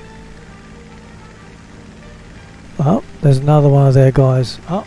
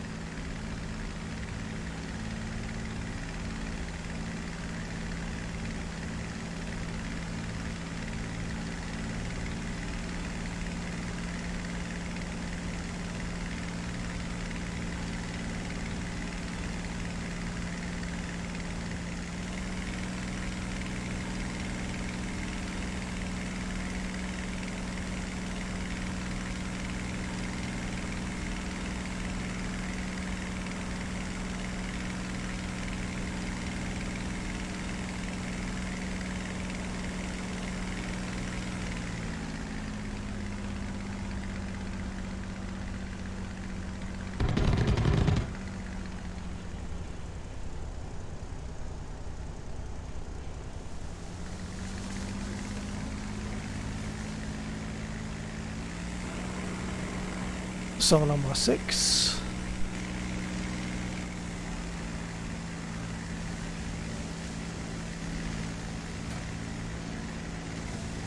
It's a 109. Looks like I'm battling 2 aircraft here, so I probably won't get away with it. Or it could be that one of the ground units was hitting me.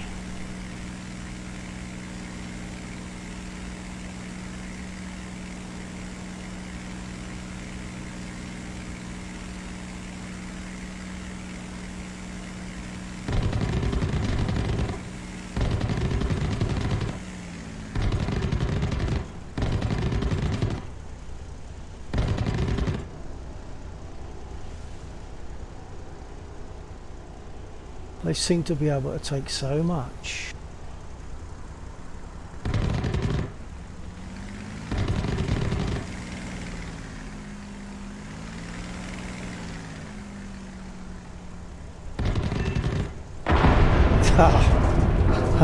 Well, I got him, but I messed myself up in the process.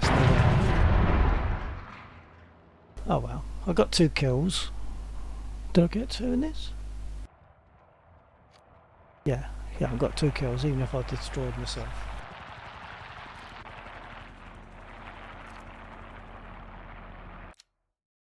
So as you see, I've not got a tank to take up. So I'm not set up for tanks, so I'm out. Hopefully it'll go in quickly again. Oh. Yikes indeed.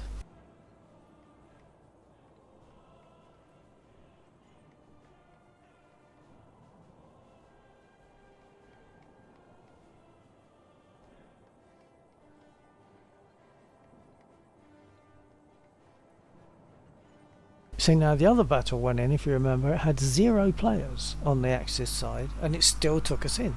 So those numbers, I think they're just for fun. I don't think they mean anything at all.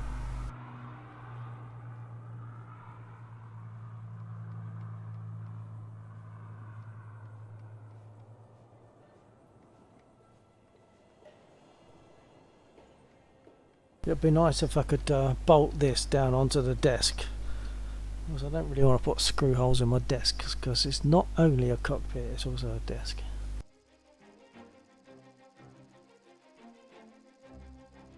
Okay, so this is good. Actually, I quite like this map as well. Perhaps I shouldn't say that, because it probably means I'm going to die soon.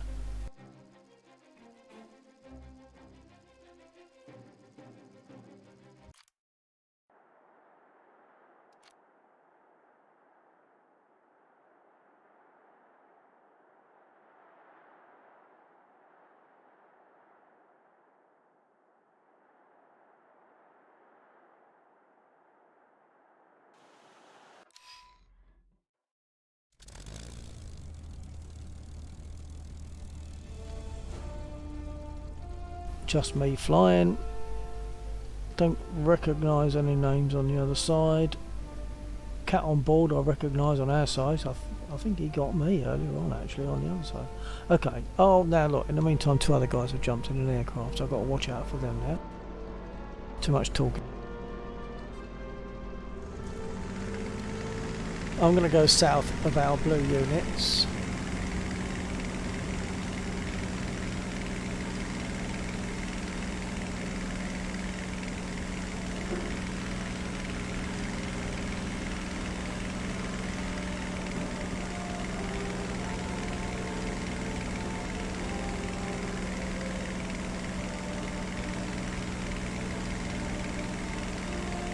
Yeah, I could do the Velcro thing, but it still means sticking things on the desk. And my keyboard normally sits, you can't see it, but it's just up here under the monitor.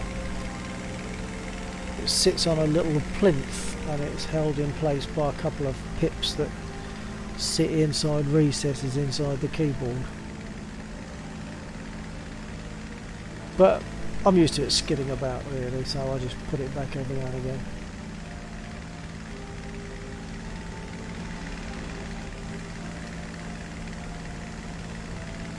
So a P60 and an SU6.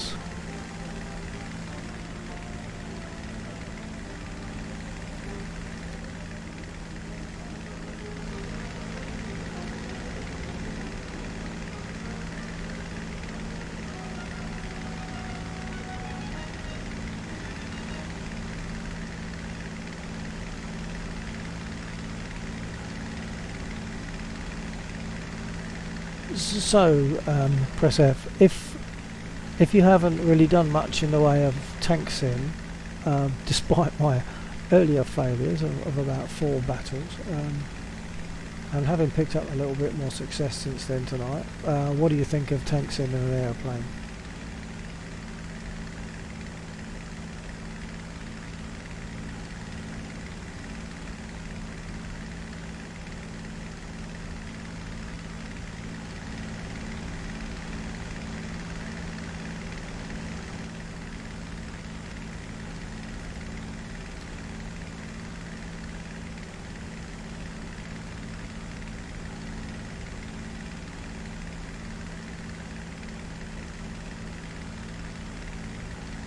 Yeah, go for it then, yeah, go for it.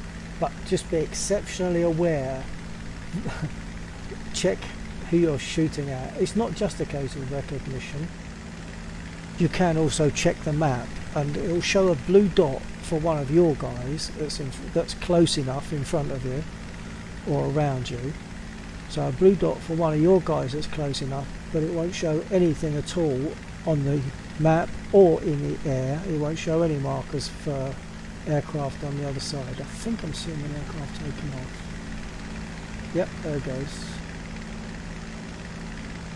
Once again, I've got to be careful not to be too close to the airfield, or else they will get me.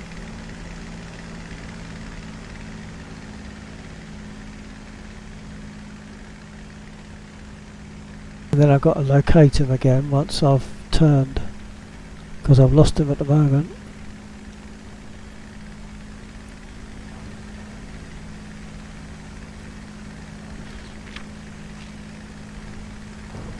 Oh, they're shooting at me.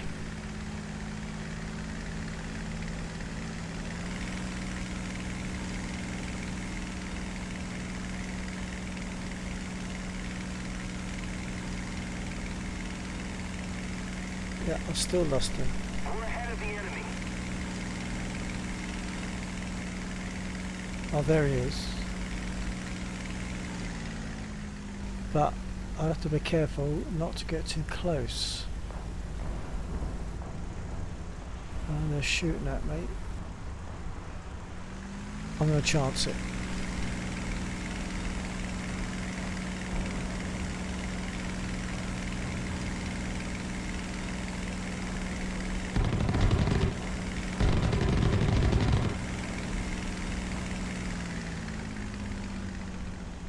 Attention to the map.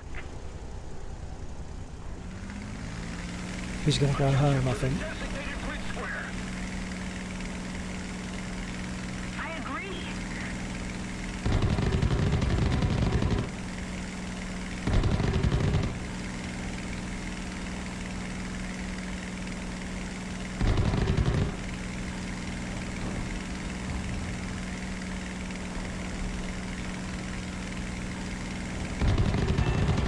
That'll do.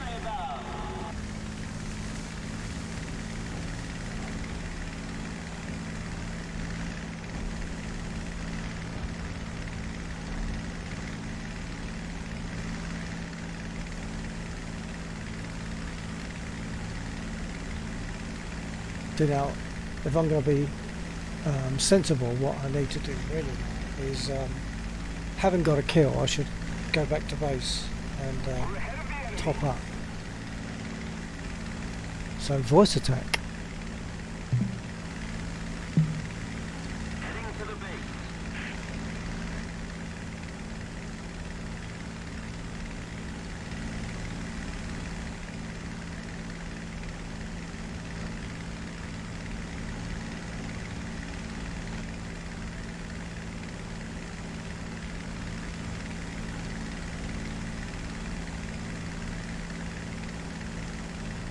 So yeah, I'm doing the sensible thing.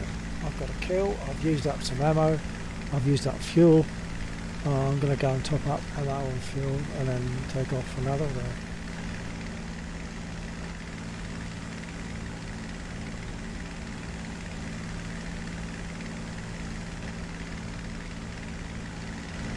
Yes, there could be aircraft behind me, even here.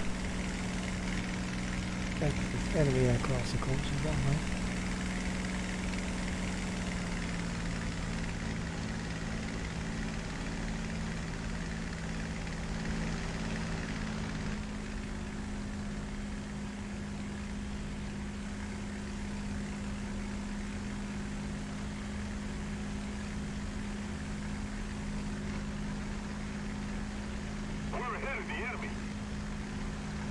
And I suppose what I should do, once again, if I was being sensible, if I know I've got a 410 in front of me, or something with a rear gunner, I should just leave it, really, until it turns up in the right place.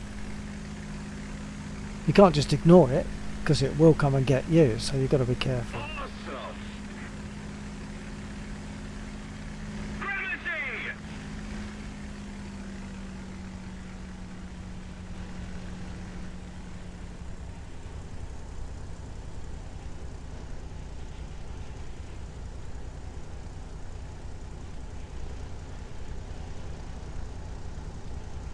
I'm a bit fast, hopefully I'll lose some of that speed as I make the turn.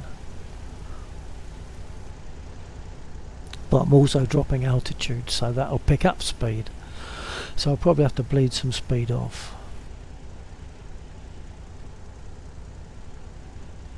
Throttle is fully closed at the moment.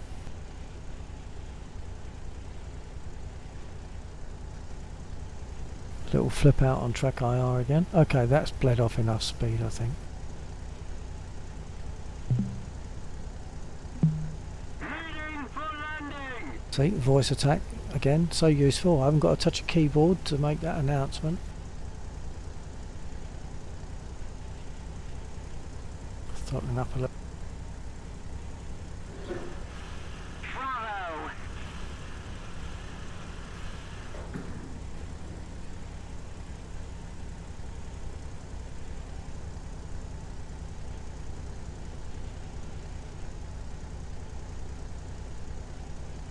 Flap.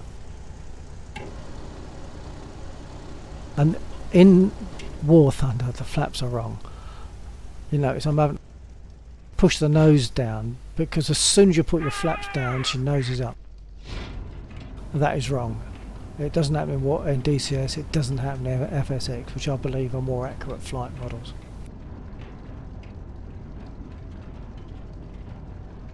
But it will, in War Thunder, put your flaps down and it will nose up quite a lot. You're fighting it down onto the ground.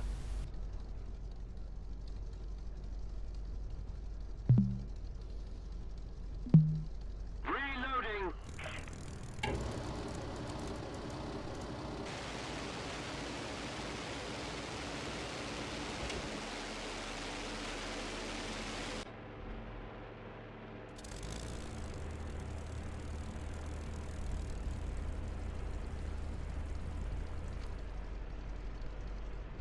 There's quite a few aircraft on this side now.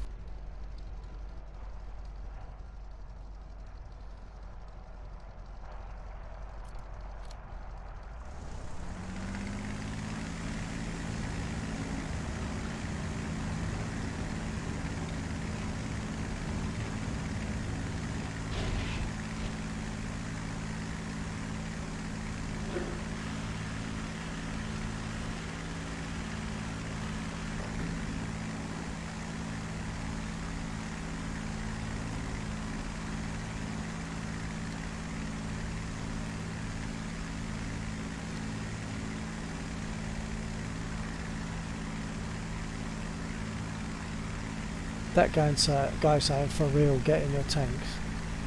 Is there a player called for real? Hold on.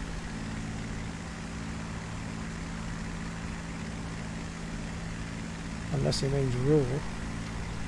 Oh no, that is him. He's probably moaning at the aircraft for not getting into tanks. People do that. They think it's only because it's tank sim. It shouldn't be called tank sim. It should be called combined forces.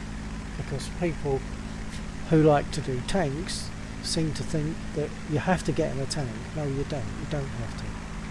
My job as a pilot is to protect the tanks on the ground from aircraft that might attack them.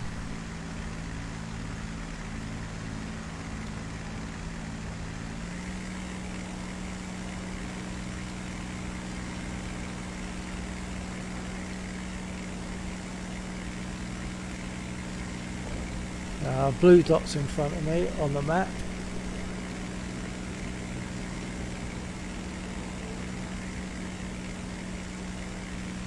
Not sure if this guy was shooting at that other one. It could just be mistaken identity. Yeah, I'd say it was if he was shooting.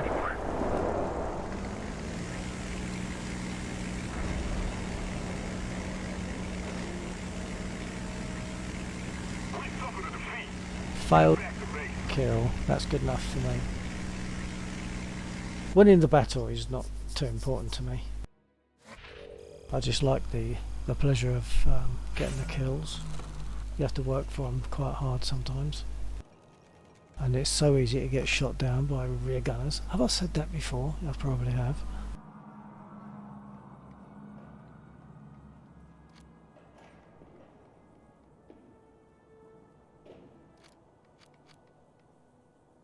Oh, looks like plenty of players there.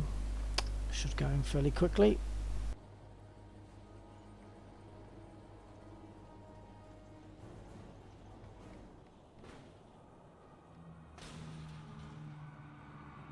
I used to have the problem, and I kind of still do. If I started off in War Thunder, I found it difficult to break off War Thunder and go to DCS. If I'm in DCS, I find it difficult to come out of what feels like a real aircraft and come into the more gamey aircraft of War Thunder. Whichever one I start in, I find it slightly difficult to move out of that one and into the other one.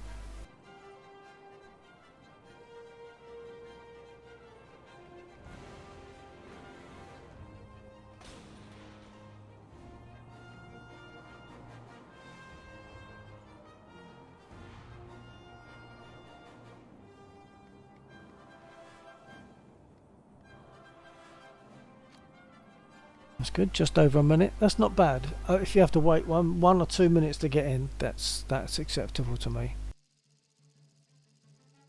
Alaska. Well, I don't know Alaska.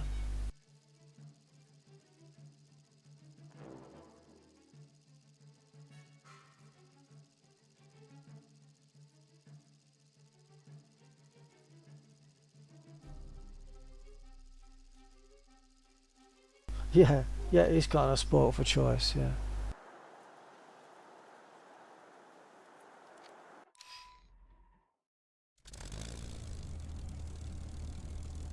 Usual tactic, I'm going to go to their F. Just me and SU6 Polcan. That cat and board's joined on a P63. Let's get going.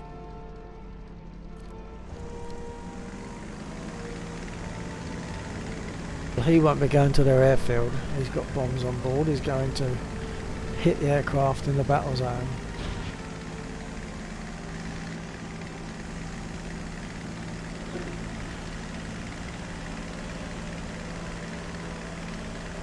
I didn't assign something to the guns. I just have to do that just to get so that message doesn't keep coming up.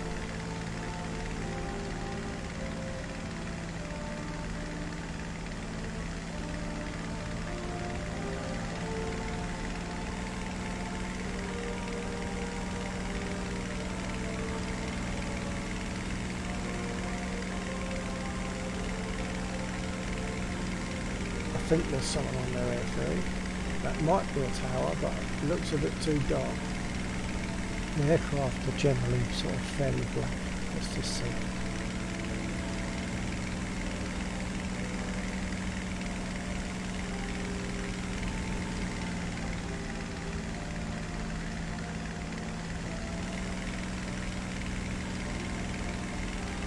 Yeah, that's an aircraft.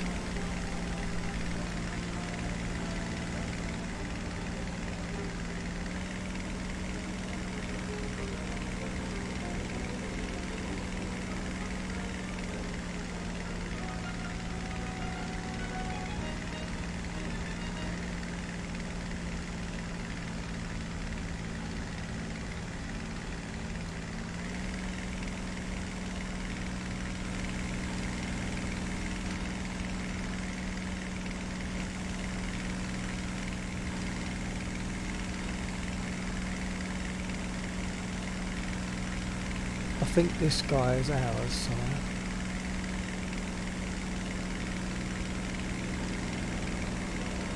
Attention to the map! He's not. It's a 190, isn't it?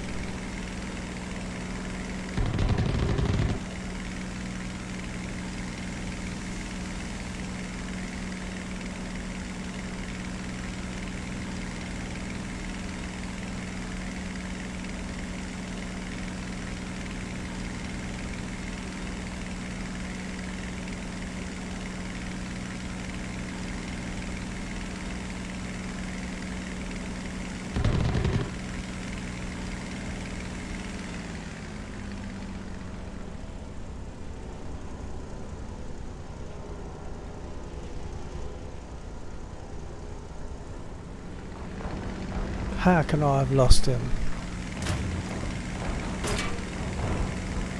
Attention to the designated grid square.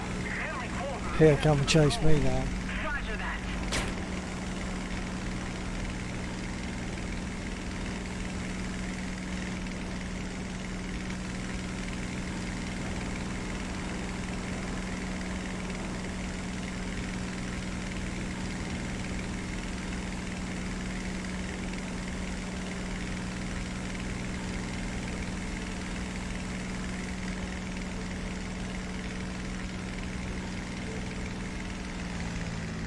hopefully he's broken off because he's got his own damage and he knows I'm going back to repair, so he'll be in danger of being caught by my AAA.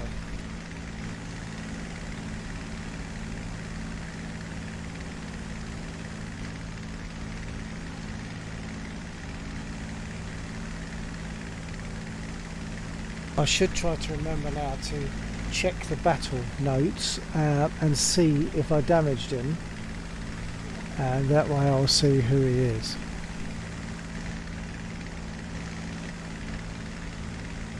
Yes.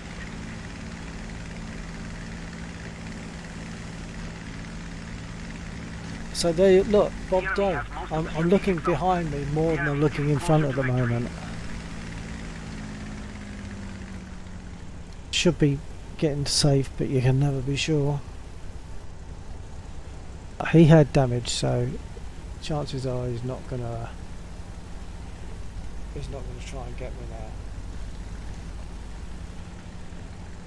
now. Yeah, flak guns are a nuisance, which is exactly their job. Well, they want to be more than a nuisance, don't they? They want to be deadly.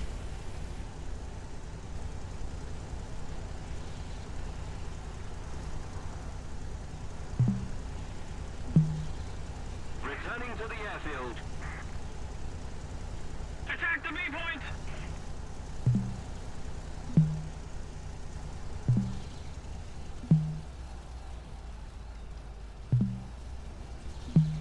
Getting down.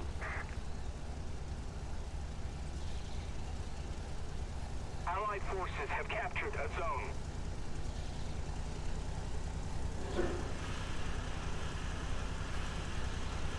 Allied forces have captured a zone.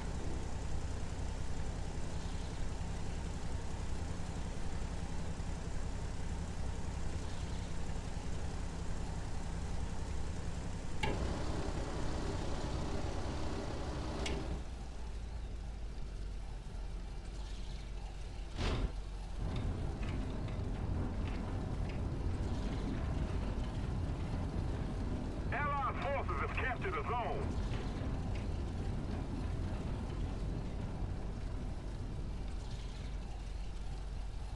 I've got both brakes fully on, but if I was to do that in a hurricane, it tends to nose over, so you have to alternate the brakes.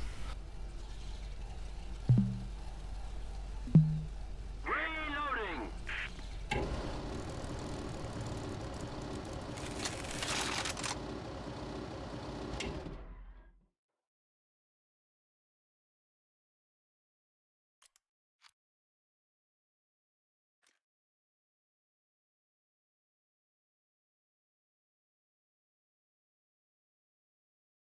Gonzales in the F-190. Yeah, and that's still damaged, so hopefully he's still there.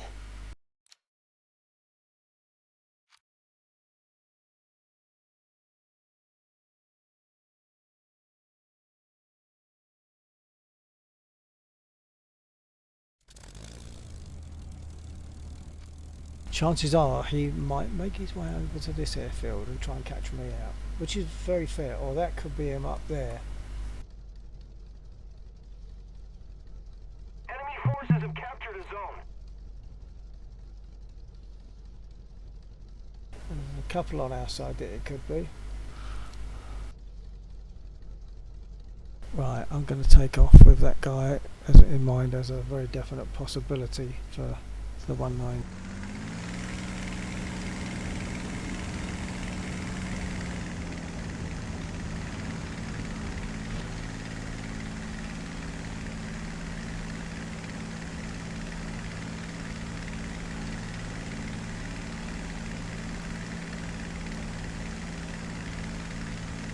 The enemy is controlling most of the zones.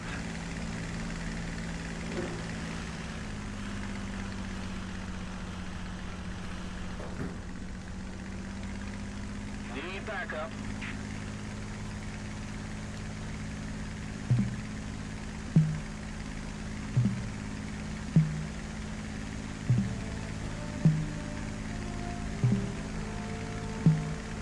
Roger that.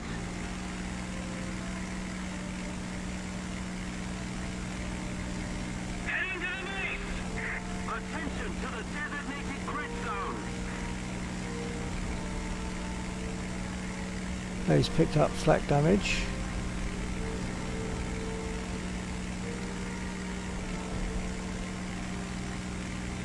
We're losing.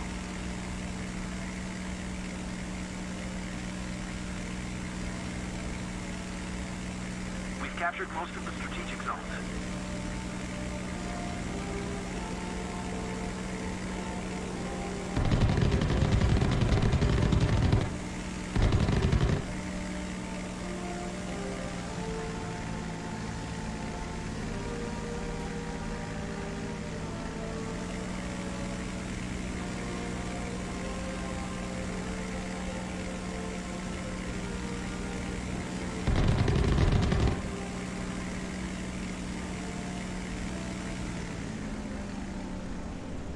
The Allied forces have captured a zone.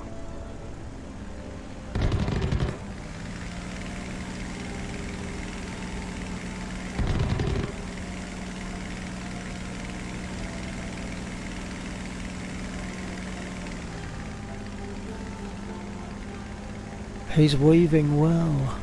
Allied forces have captured a zone.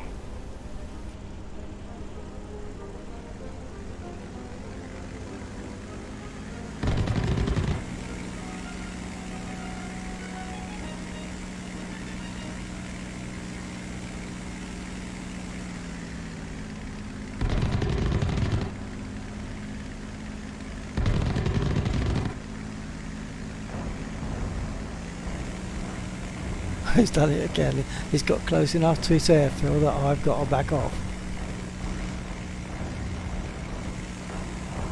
Faster load. I've caught damage.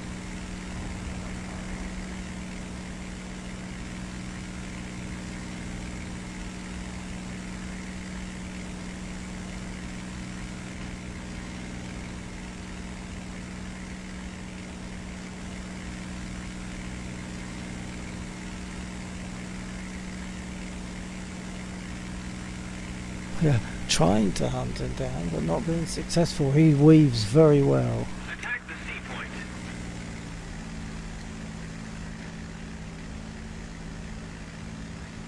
We're winning.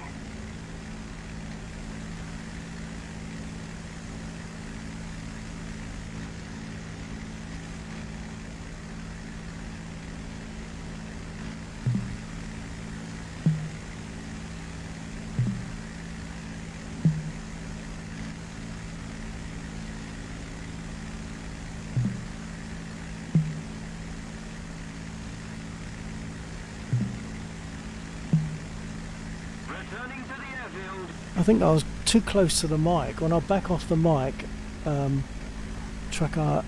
voice attack is picking me up better.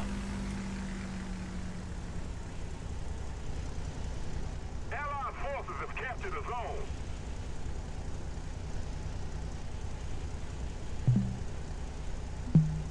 Getting down!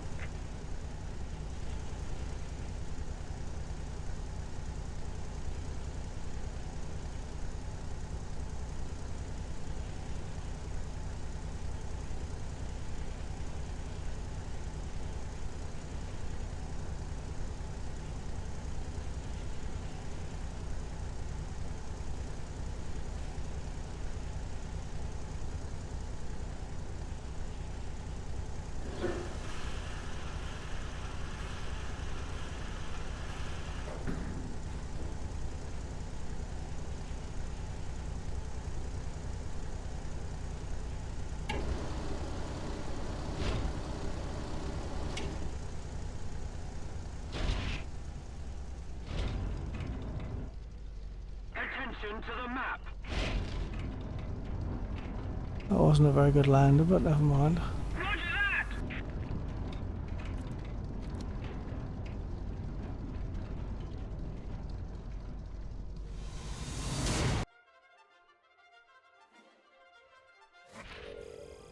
Yeah, it was a rough landing, wasn't it? No air targets destroyed on that occasion.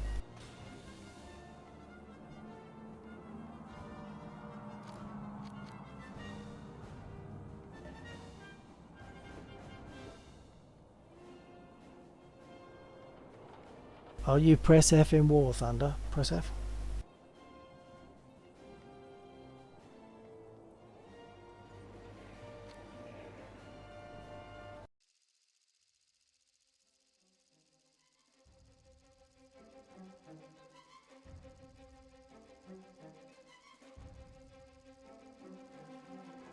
Normandie encore.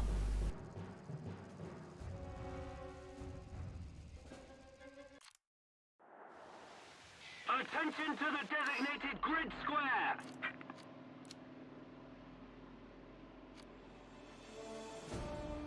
Ooh, loads of aircraft. Enemy forces have captured a zone.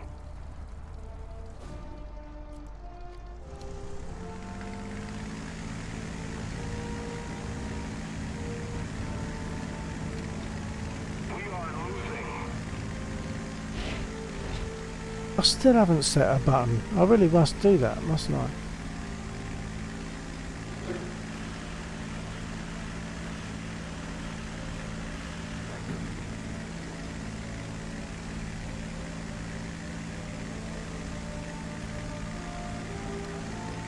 We no longer have the advantage.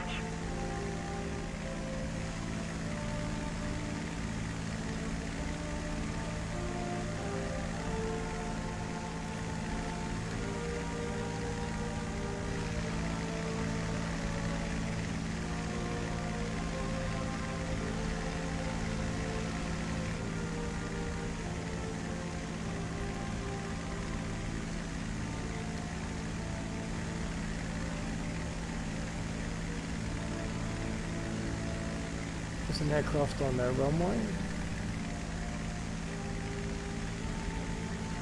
At least it looks like that to me.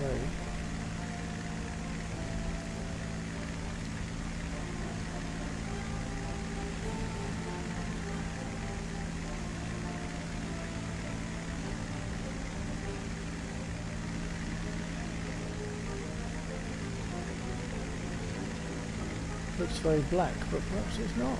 Perhaps it's a tree or something. Looks very black. Normally the aircraft look very black and other bits and pieces don't.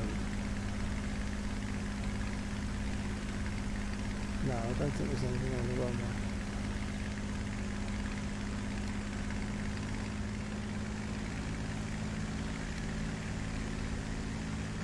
Attention to the map!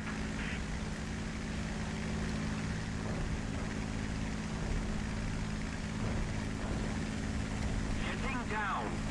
We need to put more pressure on the enemy. They're winning.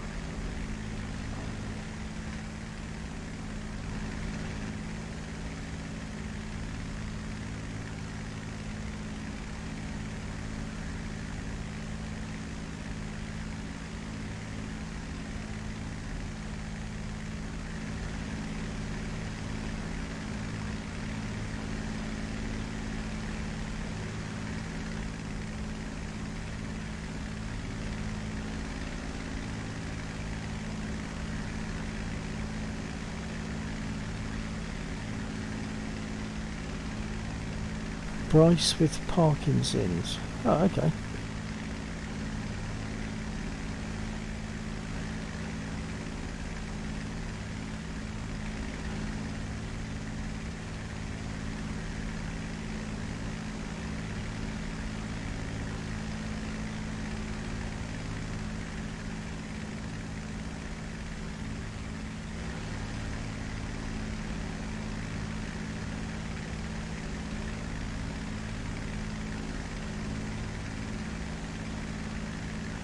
Ah, right.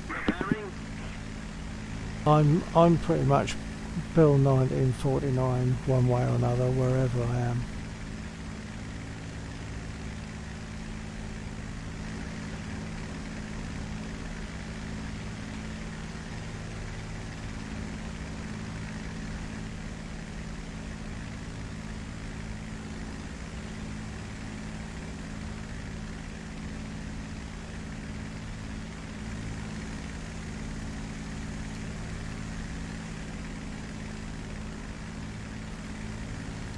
The enemy has captured most of the strategic zones.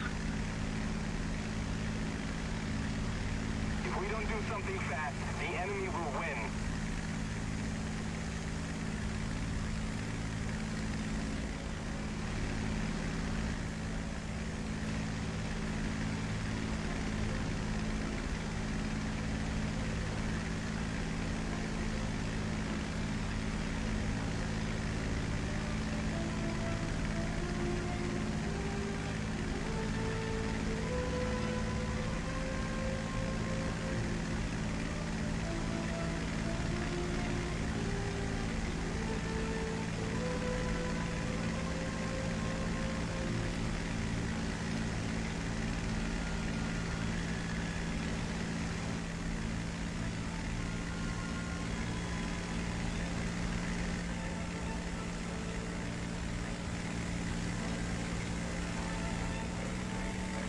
There are people who have lost one of their vehicles. Other people that have lost two have gone out, so perhaps they're tankers and just don't fly. I wonder if I can moan at them for not getting an aircraft when they lose their tank.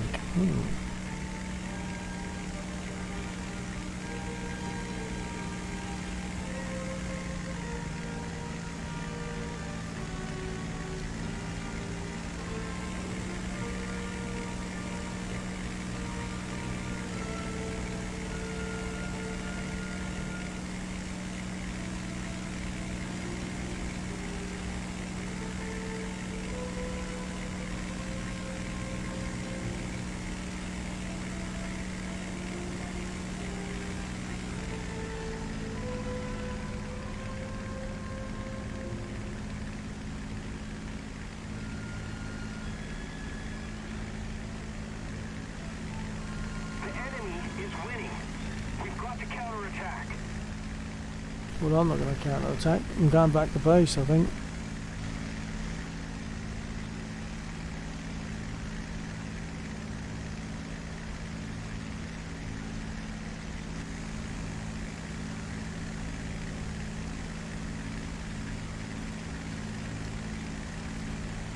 I might even go straight in rather than going around,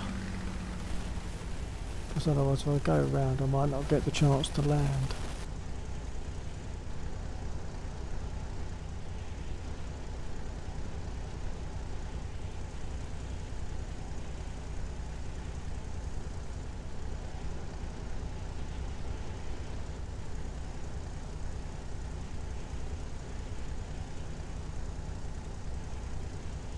On the other hand, I am pretty hot, so maybe I will go around just to burn off some speed.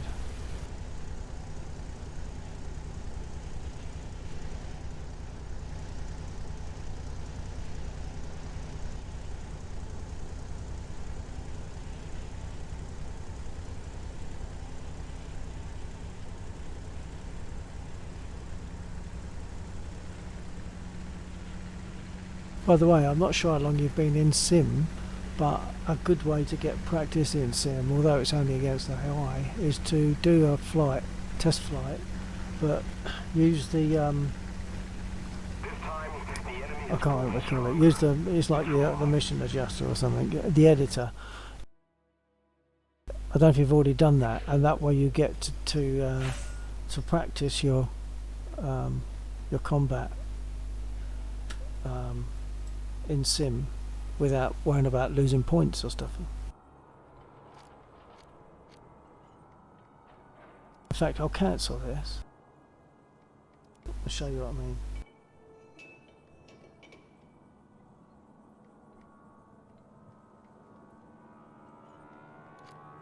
Mission editor. I usually accept pretty much whatever turns up there. Although that says no takeoff airborne. I wouldn't normally do that, but in reality, in this, you take off and it doesn't gain you anything. You just take off, fly through a loop, and carry on. No, I'm gonna set it to take off, because that way I also set my. I'm not sure if it keeps it, but my trim. I'll try it. And I don't. Oh, there's 12. Very often you've got like 30 odd I'm going to leave that exactly as it is and keep these as they are. 12 against 13. Try that.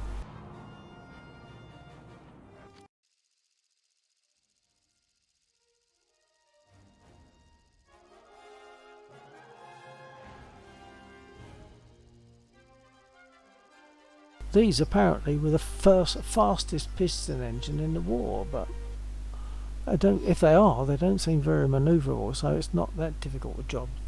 Often it's not that difficult a job to actually get them. Now I'm hoping it will retain my trim settings once I've taken off and gone through that loop.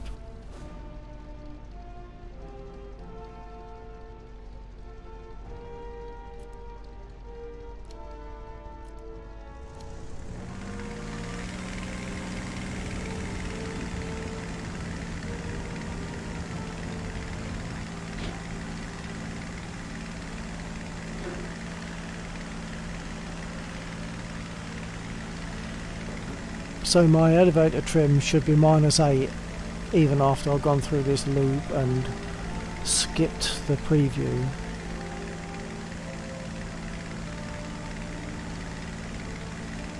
Because if it's not at -8, you're constantly pushing down on the stick to keep it straight or keep it level.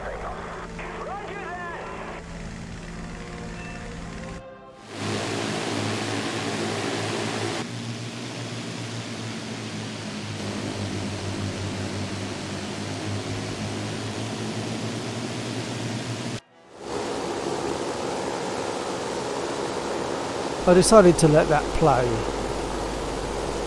just to see the animal a bit better.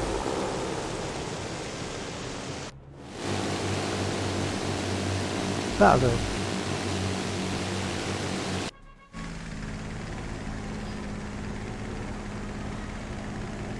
Elevator trim has changed. Not sure why the German aircraft are coming from that direction over British soil, but bear in mind.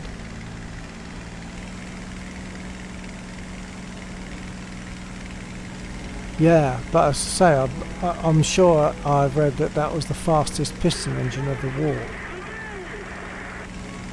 But I normally manage to shoot them down. When it's a player anyway, I normally manage to get them because they're not very manoeuvrable, I think.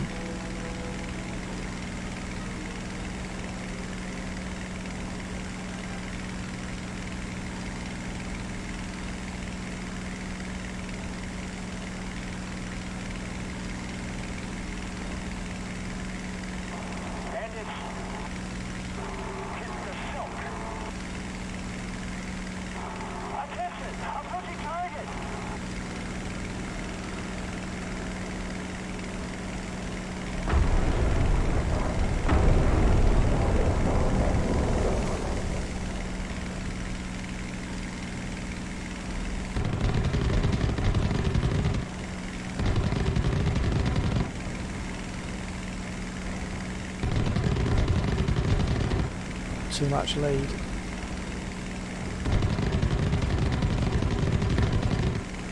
Of course, I've got this set to unlimited ammo, so I can afford to just fire at will and then let it reload.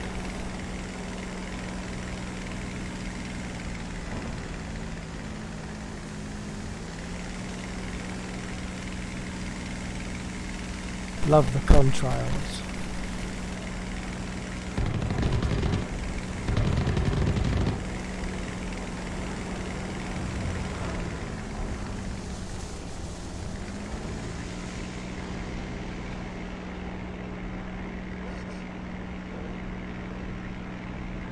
Now if I'm blacking out, why isn't he?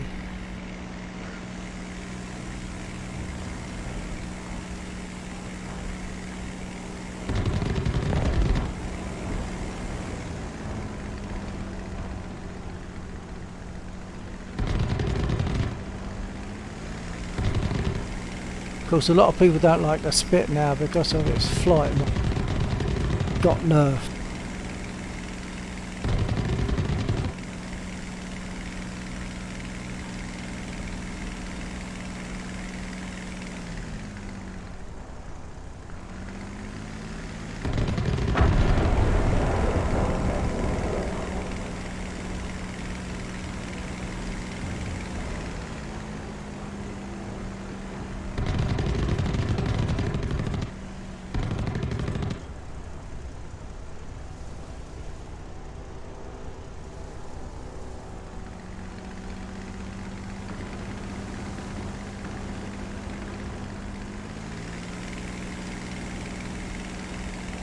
Okay, well, thanks for joining me, Press F. And thanks for letting me know that you're going as well, because, like I said, that's valuable to me. Yeah, join me again sometime, perhaps. Well, I don't know when it'll be. I'm a bit sporadic nowadays.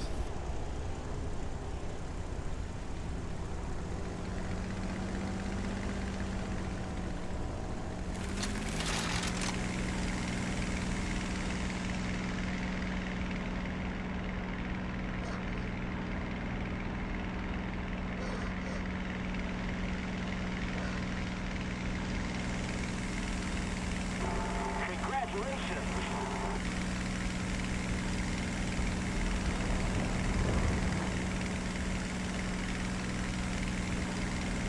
Yeah, and you, TTFN, old boy.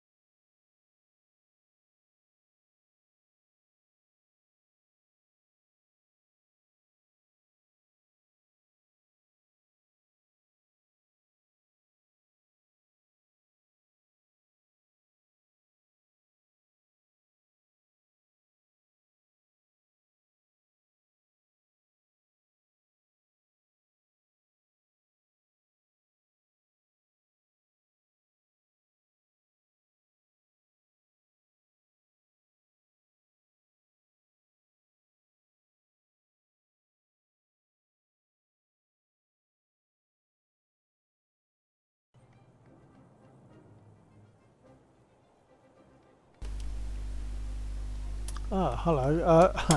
I was just doing other things briefly. I was on the other screen doing something on Facebook. Okay, hold on a minute. I'm just going to accept that. There you go. We are friends.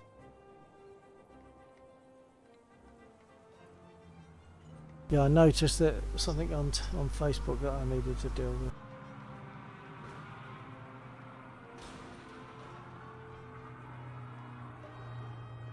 Oh, having said that, I think I'm talking to myself.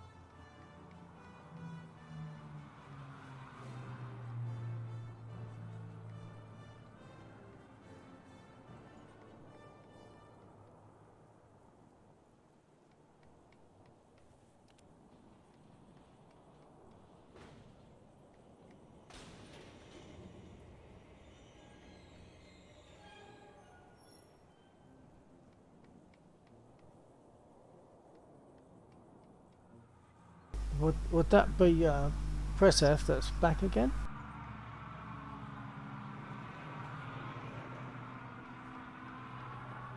I suppose that would be back again again.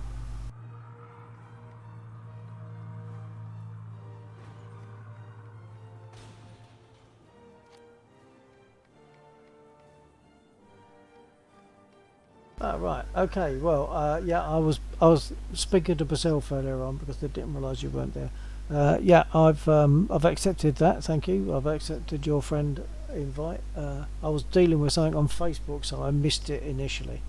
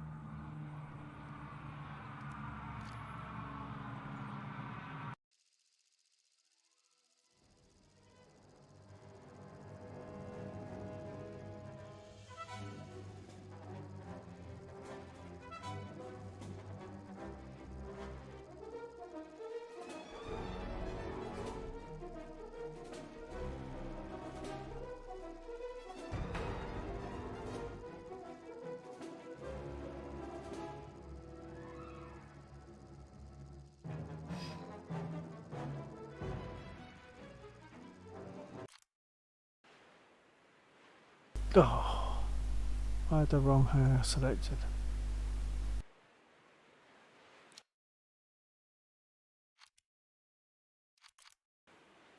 Will it let me do it now?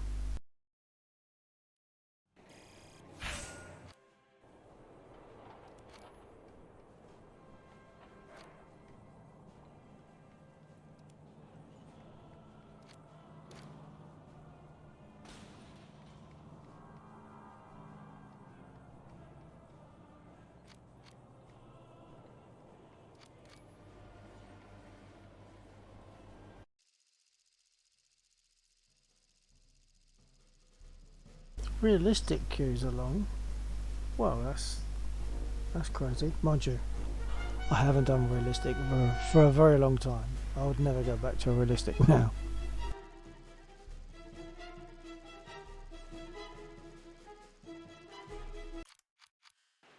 Yeah, try and stick with sim. Go and do some practice, like I said, just to feel more comfortable.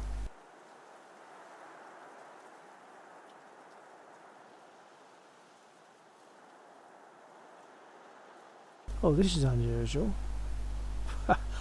We're on the right hand side on this map.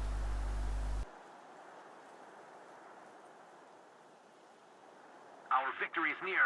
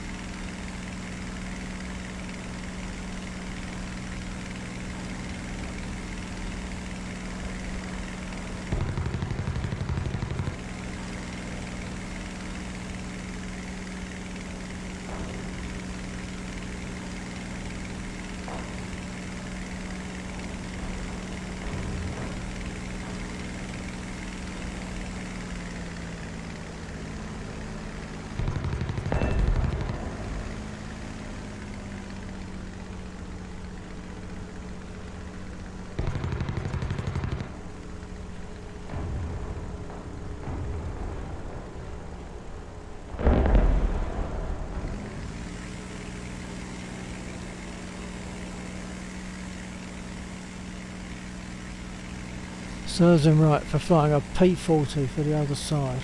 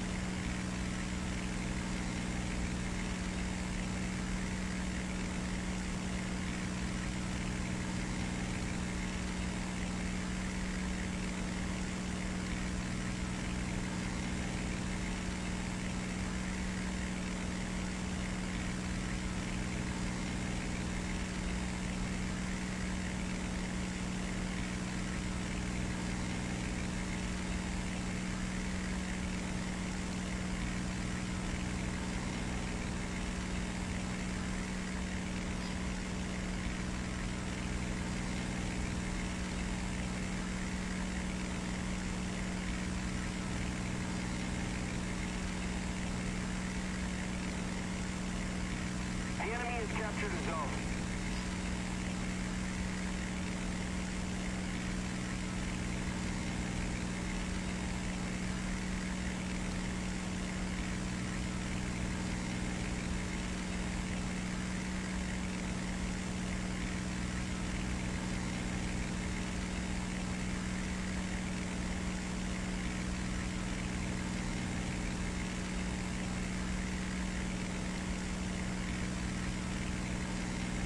The enemy is winning.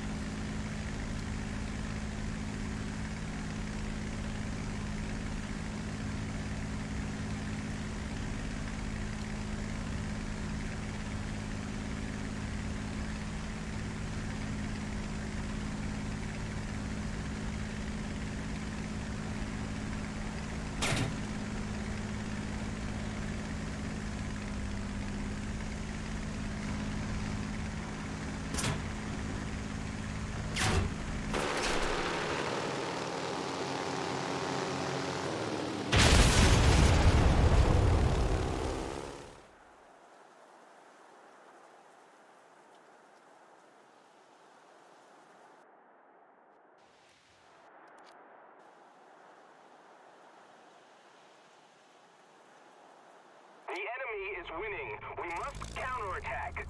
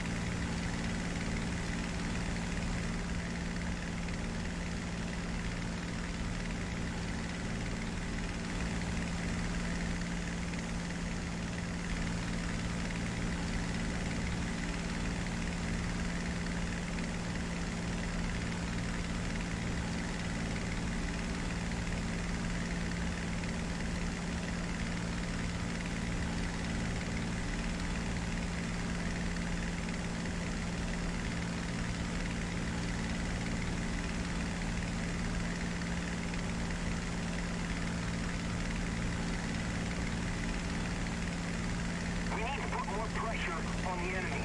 They're winning.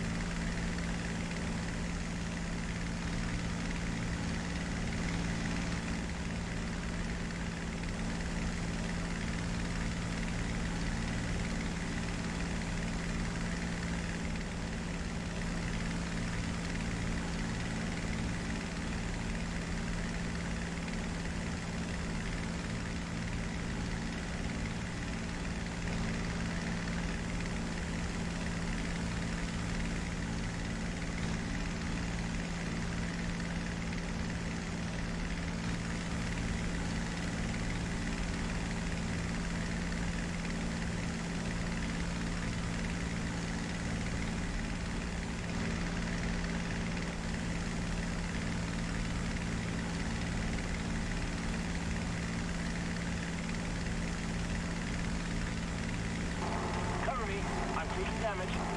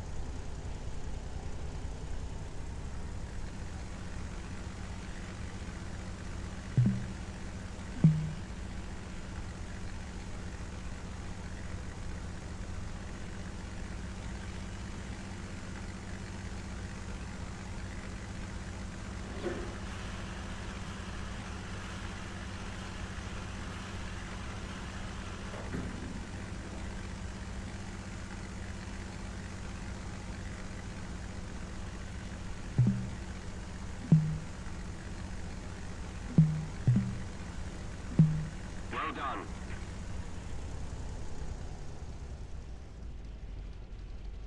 Pharmacy.